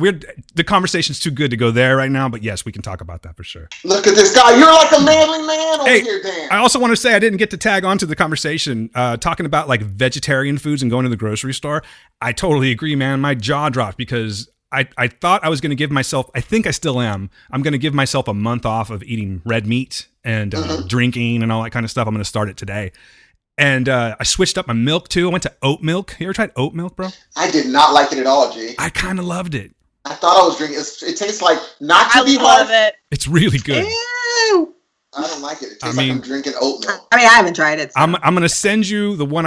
Take a picture of the one I have. Try it out, okay? Because it's really, really fucking good. But I'm trying to do some life changes, man. It's been a very busy week for me. I started off talking about my productive week, and then you guys shot me down with the whole Mixler thing, and then I forgot. But I just wanted to say that I did do some cool things this week. Maybe not that one, but everything else was pretty cool and productive. Wait, I thought you were going with vegetarian meat. What? Oh, no. I'm sorry. I went into the store and I was looking at all this shit. It's crazy expensive. Like, It is. I don't know if I really want to go that route. I think I might just eliminate red meat and just fuck with like chicken and fish for a while. Maybe just be like pescatarian. No, but it is when you're buying for a family of 4. I know, but you're the only one saying no to red meat. You can buy them red meat and then buy yourself. We're actually 3 out of 4 going no red meat this month. He's making everyone else suffer. No. That's like, it's their thing. If I can't have it, neither can you. No, I'm totally cool with it. No, my daughter actually watched. I make the money in this house. No, my daughter actually watched one of the. I don't know what movie it was, but before they let out for Netflix. I don't know where it was. It was before they let out for Corona, and that movie just jacked her up completely. She's like, I can't drink milk anymore because there's blood and pus in it. And I'm like, yeah, that's a good point. I cannot drink dairy milk. Yeah, that shit is fucked. Yeah, there's something wrong with that. I clearly don't give a damn because it's not as much that like it's gross and like bad for cows, which like it is. It just also I just think it's personally gross. Like, I just don't like it. It's well, like I can't drink it. Yeah. Yeah, that's getting where I am now too. You know these stomach sounds I make, man. It's getting worse with milk. Yeah. Now that's true. I think you can go lactose intolerant, and because I can't drink milk like I used to either. My stomach hurts. It's something that can come on, right? I want to say that like the default state would be lactose intolerance, other than the fact that we drink dairy milk our whole life. You know what I mean? I think that we condition our bodies to like accept it, and that's totally true. It's like living in a city with bad air. You just totally get used to it. Because like we're the only animals that continue drinking milk. Normally, you have to build from a different animal. Why are you making me think about it? Are we doing like you know what? I think we're doing a service right now. We're gonna stop everyone from drinking milk. That's gross. Oat milk. I'm telling you, get the oat milk. It's fine. Oat milk is good. Love it. I thought it was bad I really like almond milk, but I read this thing about like how bad almond farming is for the environment. So I feel a little guilt shame around that. I love almond milk. I like soy milk too. Me too. You know, my dad. Here's now. This is the vestige of an old life. I think I was like, yeah, I drink soy milk. My dad was like, you're gonna get boobs. Gynecomastia. Yeah, he's like, you're gonna get boobs. Read an article. A lot of estrogen. Boobs happen. I'm like, my Lord have mercy. But they put hormones ad in those did you things. get that from? I didn't believe it until they put hormones and stuff into my daughter. Is now like 11 going on 45. It's ridiculous that they do some of that stuff because she drinks a lot of milk too. And the milk is where it's at. Milk is going to make you. They put a lot of crap in milk. Soy milk is what comes. Soy milk is what you get. And they're just like, and when you read an article, they're like, how much would it take for you to get boobs? They're like, if you drank this much. And I'm like, yeah, I'm not going to drink a pool of soy milk. But if I did drink a pool of soy milk, I would get more chubbier nipples. They'll be like, yeah, that would happen. If you drink a pool of it, it would give you chubbier nipples. But my dad was like, no, you don't get it. You're going to be nipples. Chubby, you know, you never seen that movie? It's a great band name. You know, medical diagnosis. Yeah, I'd be like, so I told you I could be a doctor, Dan. I'm sorry, Mr. Hudson, you have chubby nipples. Have you been drinking soy milk? A person comes for an appointment, they'll be like, my nipples are. I'll be like, oh, look at this chubby nipple having. Why you got your nipples chubby? Why is that? I don't understand. What you been doing? You been milking yourself? Man, just take some daggone Tylenol, get out of my office. I see you down to the dairy farm. Jesus. Yeah. That can't help you. That'll be my diagnosis every time. Look at this cut off his finger trying to solve something, cat. You just gotta learn to do stuff with both fingers. Peace. Hey, speaking of missing fingers, can we get one review in before we wrap this up? Let's do it. All right, man. Let's talk about Extraction. Everyone saw Extraction, right? Mm-hmm. Oh, well, I saw Liam Hemsworth. Okay. Did you? I thought you saw Chris. I mean, is that what it is? So you watched the Hunger Games, is what you're saying? Hey, okay. Look, I'm dealing with a lot of Hemsworth. I watched the Hunger Games. Okay. There's a third one, and he's in Westworld, so that's why I think I can't get him straight right. He's There's the one that hella Hemsworth. He was the third option for every girl. He's the thick option, okay? He's that option. He got some jelly in his That is pretty that ass off the chain. I'm sorry, I went back to groceries, I see. Never mind. I'm not even going to go there. Oh yeah, no, I'm not going there. I'm not going there. Okay. You know what though? That he is a unusually good-looking man. I'll have to say that. Like Hemsworth, yeah. I can't look him in the eye. He is. It's like fucking him. 3 of them. It's unreal. I know. Yeah. The Liam can go on somewhere. Wait, who's the third one?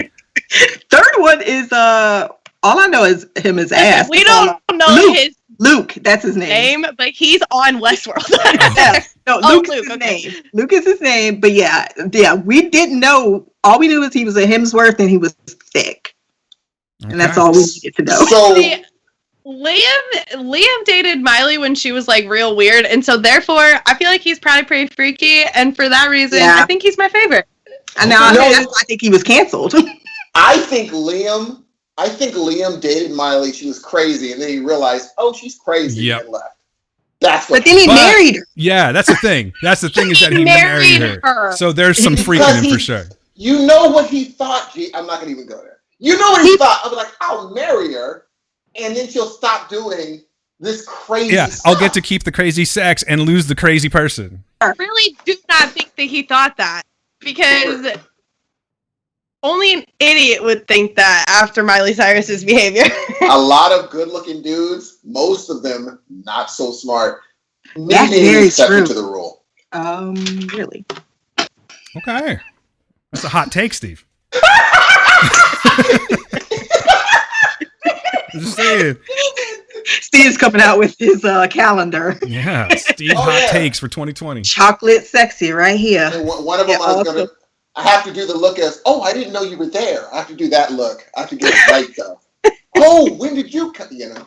You gotta do that old school Burt Reynolds pose where you're by the fireplace just nude. Maybe like a cat covering up your stuff. Something like that. Hey, Dan, I got a question for you. I know this is going to make you uncomfortable because we're talking about extraction. You said Liam Hemsworth. Is Liam Hemsworth uncomfortably attractive to you? Liam? No, not so much. I can hang with Liam. I mean, what about Chris? Chris, I can't look him in the eye. So he is one of those like Prince for you. No, he's no one's like Prince, man, but he's up there. He's a good looking man. What can I say? I'm secure. I can say that. For me, it's Shamar Moore. I'm like, he is uncomfortably attractive. To me, it's Shamar Moore. Shamar Moore is just Ricky Whittle. Who's hotter? Ricky. Let me look at Ricky Little. Hold up. Ricky Whittle is God. like, I'm just trying to find out who Shamar Moore is. Sweat from him. He's the guy from Criminal Minds. From what? Dan. Criminal Minds. Yeah. Ricky. He may know him from the soap operas when he was on Young and the Restless. He's the one that looks like the guy from American Gods, except for he's on Criminal Minds. Wait, are we talking about Ricky Little, the soccer player? Ricky Whittle. The adder. Whittle. Yes. He was in the 100. He's in American Gods. He's hot as shit. Okay, I just found Shamar now. All right, okay. I just found Ricky Whittle. God, he's still talking about Shamar Moore is way more comfortable. Bro, Shamar Moore is way more uncomfortably attractive than What? Yeah. I don't know, man. I don't know. No, Whittle is the type of this photo. If the thing is, we're talking about in their prime. If Shamar Moore walked through normally walked through a mall, and like my girl was like, that dude is fine, I'd look up like, well, who you look? Oh yeah, I can't hate on that. Yeah, I feel you. Whittle, I'd be like, it would be, he's a good looking dude, but he's not undeniably attractive like Shamar. Shamar Moore is the ideal attractive dude. He's like, he cuts all the bases. Yep, that's the ideal. Ricky Whittle, some people would look and be like, his cheekbones, maybe. Shamar Moore is yeah. What do you say, Dan? Okay, hold up. Now, you know I'm slow, so I just found Ricky. He just found Ricky. Yeah, I'm sorry. Didn't know who Shamar Moore was. I'd say that they're fairly comparable. He has an accent. Oh, exactly. That's it. The accent is everything. That's what you're thinking. The accents win every time, man. But no accent, fight though. Scenes with Pablo Schreiber as Mad Sweeney on American Gods. Oh, yes. Yeah. But no accent, who looks better? Just looks. I already told you, Ricky Whittle. Yeah, no, Ricky I'm trying to post this photo of him, and it shows, he posts a lot of photos where he is in his jogging pants too. Uh-huh. So we all know what he's working with. Okay. So that's pretty much. I didn't expect to have this conversation today, but you know what? Now that I'm looking, just found a picture of Mr. Whittle with his shirt off. Yeah, I think it's going to be Ricky.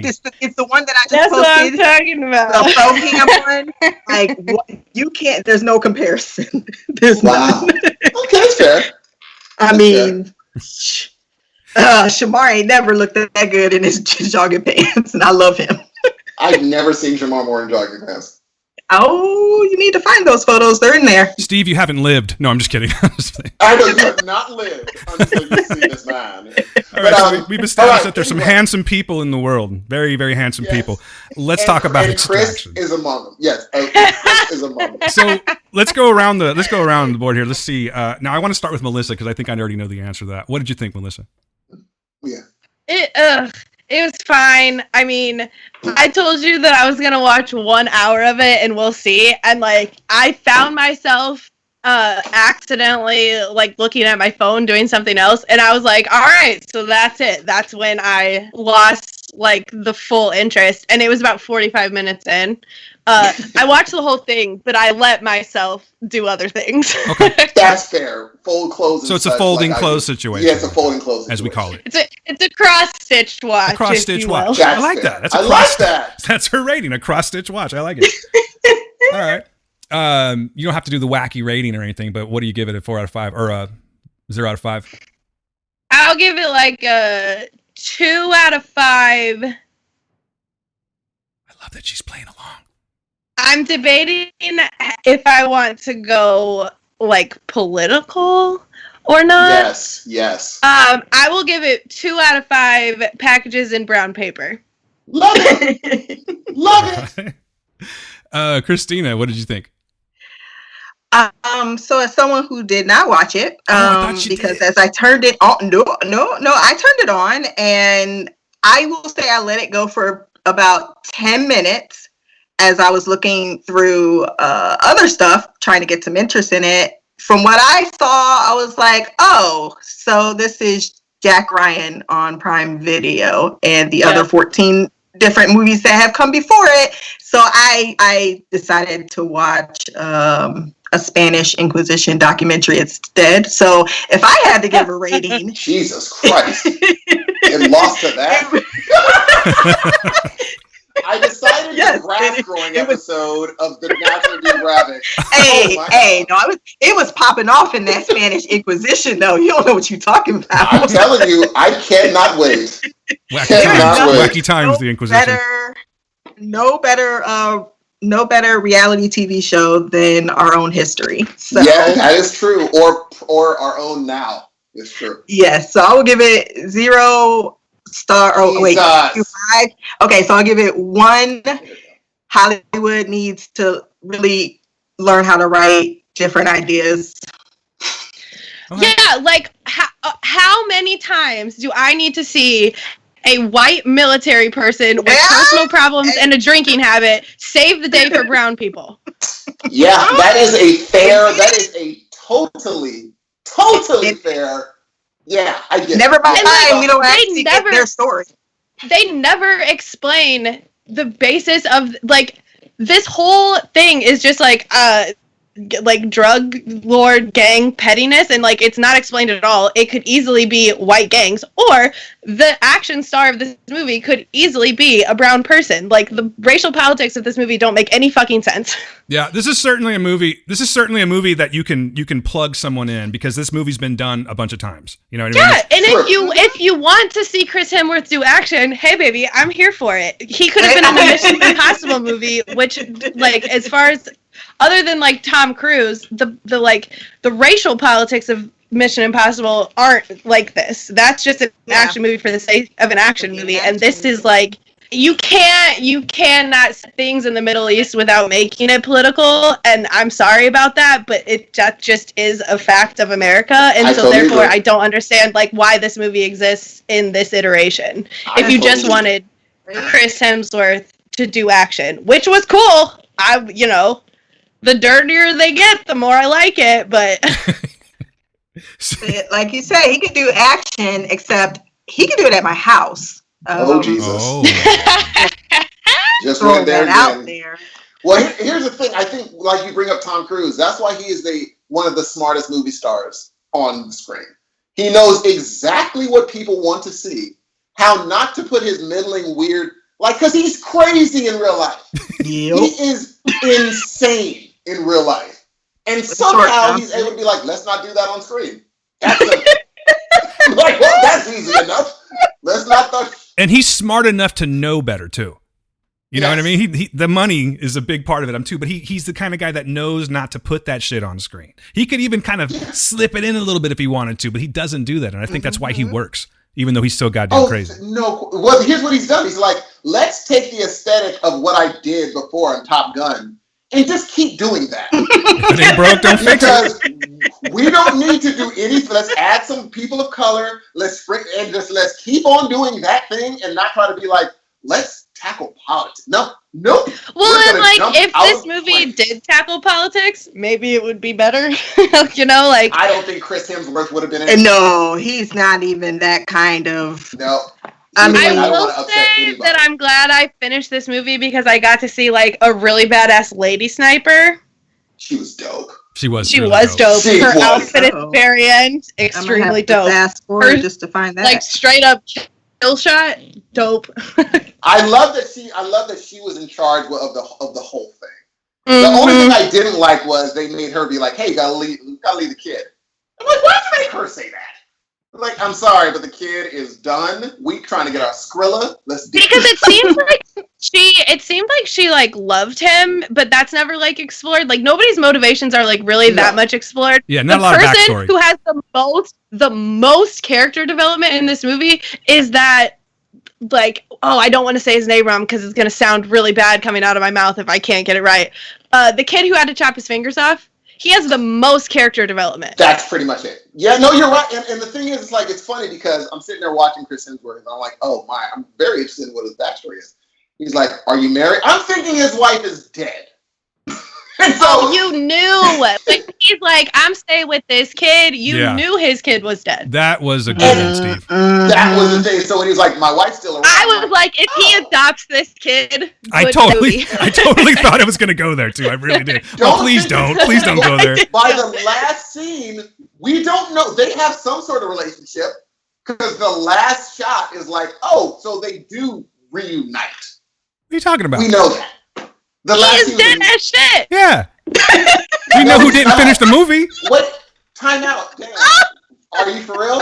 Yeah. Caught your ass not watching the whole movie. He is submerged into the river. And dude, there are so many bullets. There's so many bullets flying in this movie. I'm surprised that everyone isn't dead. Dan, they show him at the end. Yeah. Falling into... No, they didn't. No. They show him before the credits run. He's standing on the side of the pool, and the kid turns to him. You didn't see that? You're shitting me. Seriously? Dude, I was invested in this fucking movie, and I did not see that. I'm not saying you're wrong. Wait, this is his fan fiction, y'all. He dives into the pool at the end, where he does that dive. Yeah, I saw that part. He comes out, there's a guy. He's going to come out of water, because to live, you have to not let yourself be submerged in the river. They taught you this lesson in the movie. So so they show Chris Hemsworth standing on the side. Son of a bitch, really? And you saw that, Melissa? I didn't see that. I'm about to find out about it. Yeah, but it's right before the credits go. It's right before the credits. I am literally playing it, so it's right before the credits. Okay, ready? Okay, here we go. Let's see. Sorry, you don't have to listen to my play-by-play, but that kind of that doesn't really change anything, but... No, keep on. Talk it through. I'm trying to, but the internet's around here for some reason. He comes out because, like Melissa said, he said, people don't drown by jumping into the lake. They drown by staying submerged. And that would make sense, though, for his whole jumping off the cliff in the first part. Bingo. They set that up, and if they did, that's my bad. I can't get this thing to play right now. All right, so here I am. I'm watching this lady. She's walking in her badass dress. She's leaving the bathroom. All right, do it. So dope. She fucking rules. Oh, just kidding. I have to see the kid jump in the water. Hold up. I love I'm just vicariously going you know what, Christina, you should watch this show on GP. I understand you would rather see the Spanish get inquisited, but... I mean... I didn't want to see them get inquisitive. I'm just seeing nobody wanted it. Okay, so it's 8 months later. The kid's at school. I'm with you. He waves at some other kids. They're doing a lot of like cutscenes because now we have the lady at the little party in her cool dress. She's about. I don't want to miss it. She looked badass in that. He's walking. Okay, he's He's walking by the side of the pool, stretching, swimming Going laps. on, fellas, chilling, about to do some laps. No big thing. Spoilers, everyone. Sorry. No, it's fine. We're literally watching. I'll put spoilers in the thing. It's fine. He's walking around this time. Chris is walking up to meet him. Around this time, you don't see him, but you know it's happening. See, get the fuck out, Steve. He's dead unless I see his face. So you're just assuming that someone that walked by the pool is him. That's what you're saying? Dan. No, it hasn't happened. It's when he comes out of the pool, you see Chris Hemsworth on the side. Here she is. Okay. He's getting in the pool. He about to jump. I'm so confused on why this even happened. I'm thinking that it had to be because the girls were outside on the patio and they walked in as the movie was ending, and I must have gotten distracted. That's it's funny. There was another podcast that was like, well, he's dead. And people were like, did you not see the last? Like, how did you miss that? If that's the case, I'm going to say they should have just left it alone, because now you know what they're doing. No, because there's going to be a second Exactly. one. Yeah, but this is going to be, the Russo brothers are going to make a lot of money off this. Oh. Well, they made whatever they made. It's not like they're going to make any more now. They sold it to Netflix. Done deal. They're probably going to keep on. They're like, we'll want another one. Yeah, they'll probably put Anthony Mackie in the second one. Yeah. I will not make that movie. I will not. Poor Anthony Mackie, always getting those shitty sequels. Oh, man. That is a good joke. It's true. He gets passed down everyone's. Is it just me with Anthony Mackie, or I can only see Anthony Mackie when he acts? I don't ever see him really, the character build with him. That's kind of my thing with him. I'm not against, I'm not opposed. I'm not a big Anthony Mackie. I'm not a big fan. No. Oh my God. Steve, I cannot believe this. I think it's a go. It's a go. Is it a really quick shot? It's not clear. Shot. It's just a white guy in a green button up and a fucking hat. It could be any white motherfucker. It does not that is shit. So, dude. Okay, so we're gonna get a second one. You've got the most recent viewing of it, Melissa. Your call. Is that Chris Hemsworth? I think that it is probably okay. So I definitely agree that it is supposed to be that character. I still think it's probably up to your interpretation whether it's like really physically him, he lived and he's actually there, or it's this kid having this like getting out of the water, not dying experience and being like, oh, my brave mentor who gave his life for me to live, and now I'm thinking about him as a ghost into my life. He did have a lack of oxygen down there, so it's possible. He's going to. They are making extraction. The water and the river and the suicide ideation. It's a whole thing in this movie. Like it's not. So we're getting. We're getting the 2021 re-extractions. What's happening? We're getting two extraction. Yeah. Taken two. Taken two. Extraction part 2. Or what if it's just like they have? I definitely think that they're going to do another one only because this. But they really need to do it like I would love to see it in another setting. Like do it in Australia. Like you have to do something with some random cats in Australia. With Anthony Mackie, not random cats. Jesus. We all know. You're probably right is the funny part. If it's Anthony Mackie, I'll be so mad. Oh, it's totally gonna. If it's not him, it's that other rotating black actor. Anthony Mackie loves Netflix, boy. He loves Netflix. That's true. Or it's going to be Chadwick Boseman. Yep. Oh, not Chad. Please, he's too busy. Dude, keep him on. We got that Black Panther coming out. That's true. I'm thinking of the other one. Not. He was in freaking one of them too. He's Rhodey. I hate him. He's a good actor. Don Cheadle. Yes, I love Don Cheadle. I love Don Cheadle, but he always playing that second best role. I'm sure he's 69 and does not look. Yeah, he is. Because he's been doing movies forever. Dan, what did you give Extraction? Well, I was wanting to hear yours first. I can't tell where you're at. I'm going to give Extraction only because I did dig the fact that it was action that was actually shot right because it was directed by the stunt coordinator for all of Marvel films. So I'm like, okay, this is action that was shot right. For the action, I'll give it 3 out of 5 2.75 out of 5. Ghost Chris Hemsworth. All right. Hell yeah. So what do you give it? I will tell you that I think I like this movie a little more than you guys did, but I don't think this is a solid movie. As we've already established, we have seen this movie a million times, same storyline, everything, right? But this thing had a few things going for it. And you're right, Steve. I think it's the way that the action was shot. I think that's a big part of it. And I do think that it had some very strong, not that it's referencing it, but some strong combat scenes, much like, say, John Wick. There was some pretty brutal. So if you like those kind of movies, I'm trying to see it from like a different angle. If you like those type of movies and you don't mind that it's been done, ad nauseum, this one kind of stands out over some of the other ones. But the story is, you could write the story right now. You could just start talking and talk about the plot, and you've probably hit it on the nose. You know what I mean? I think that Chris Hemsworth, for what he does in acting, I think he's not bad, dude. As far as like I don't talk a lot, I kick a lot of ass action guy, and I look good doing it. I love to see a tough man cry. Yeah.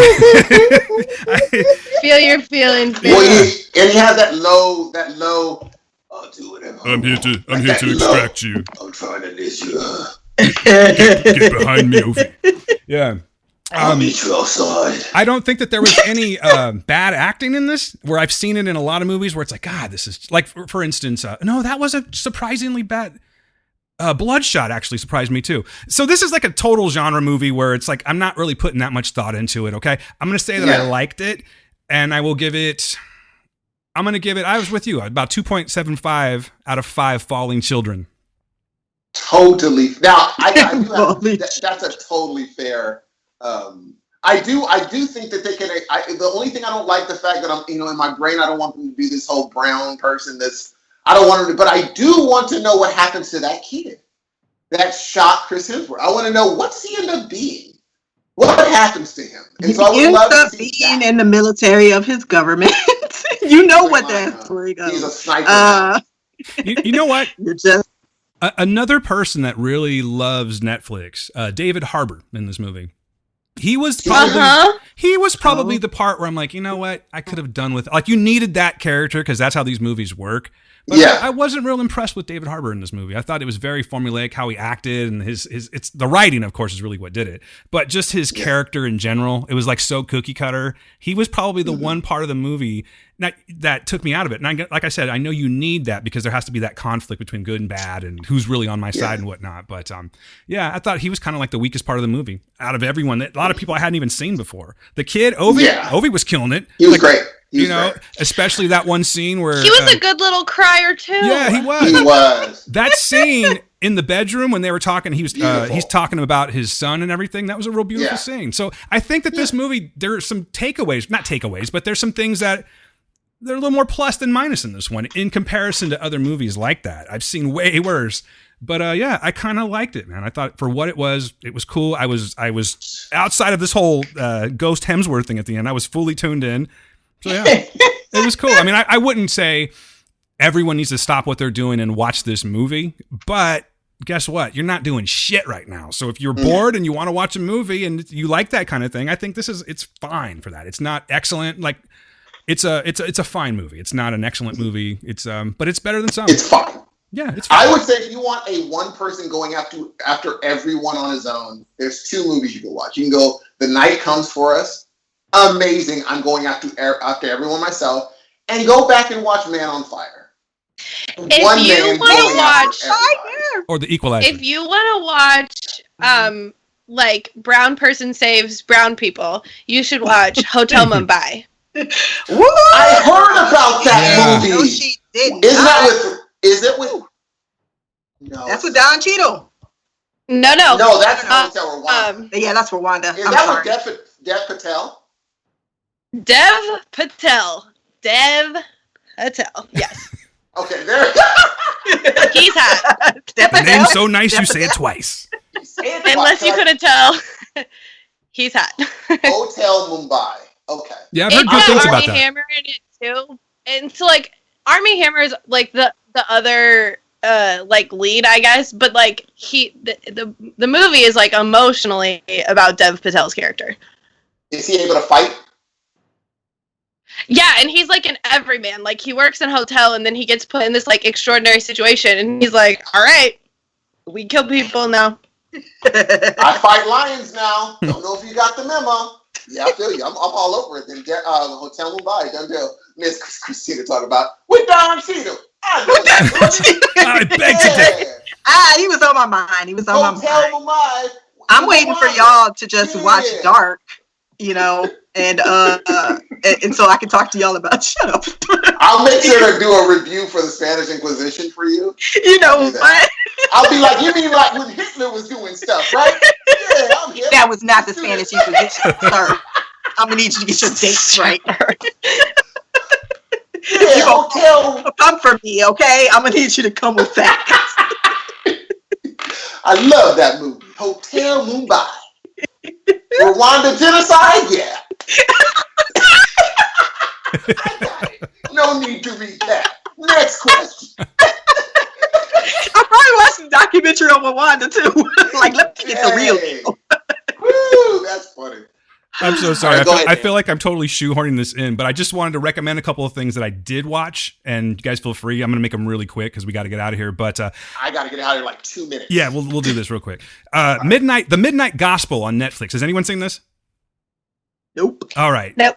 So Paul Hart was the one that told me about this one. If you guys watch like Adventure Time, it's a very, very crazy animated show by the same guy who did Adventure Time. But what's cool about this one is it's actually based off of a real podcast. So there's this, I'm trying to pull up my notes right now. I apologize. But there's this guy, as there are sometimes. Give me 1 second. I'm sorry. Come on, internet. Do your thing. Here we go.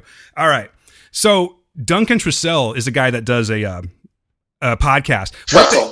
Is it Trussell? Okay. I've never heard of him before up until just yesterday when I watched this. But he's good. Yeah, he's very good. But what they do with this show is it's basically based in this weird interdimensional like multiverse. And this guy has a podcast that he calls it's called a Space Cast or something like that. And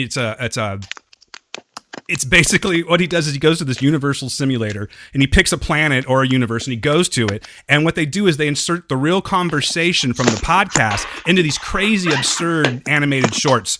And it's like, and what's good about it is if you can kind of get past, what the hell are you doing over there, Steve? Are you building a guy? Sorry.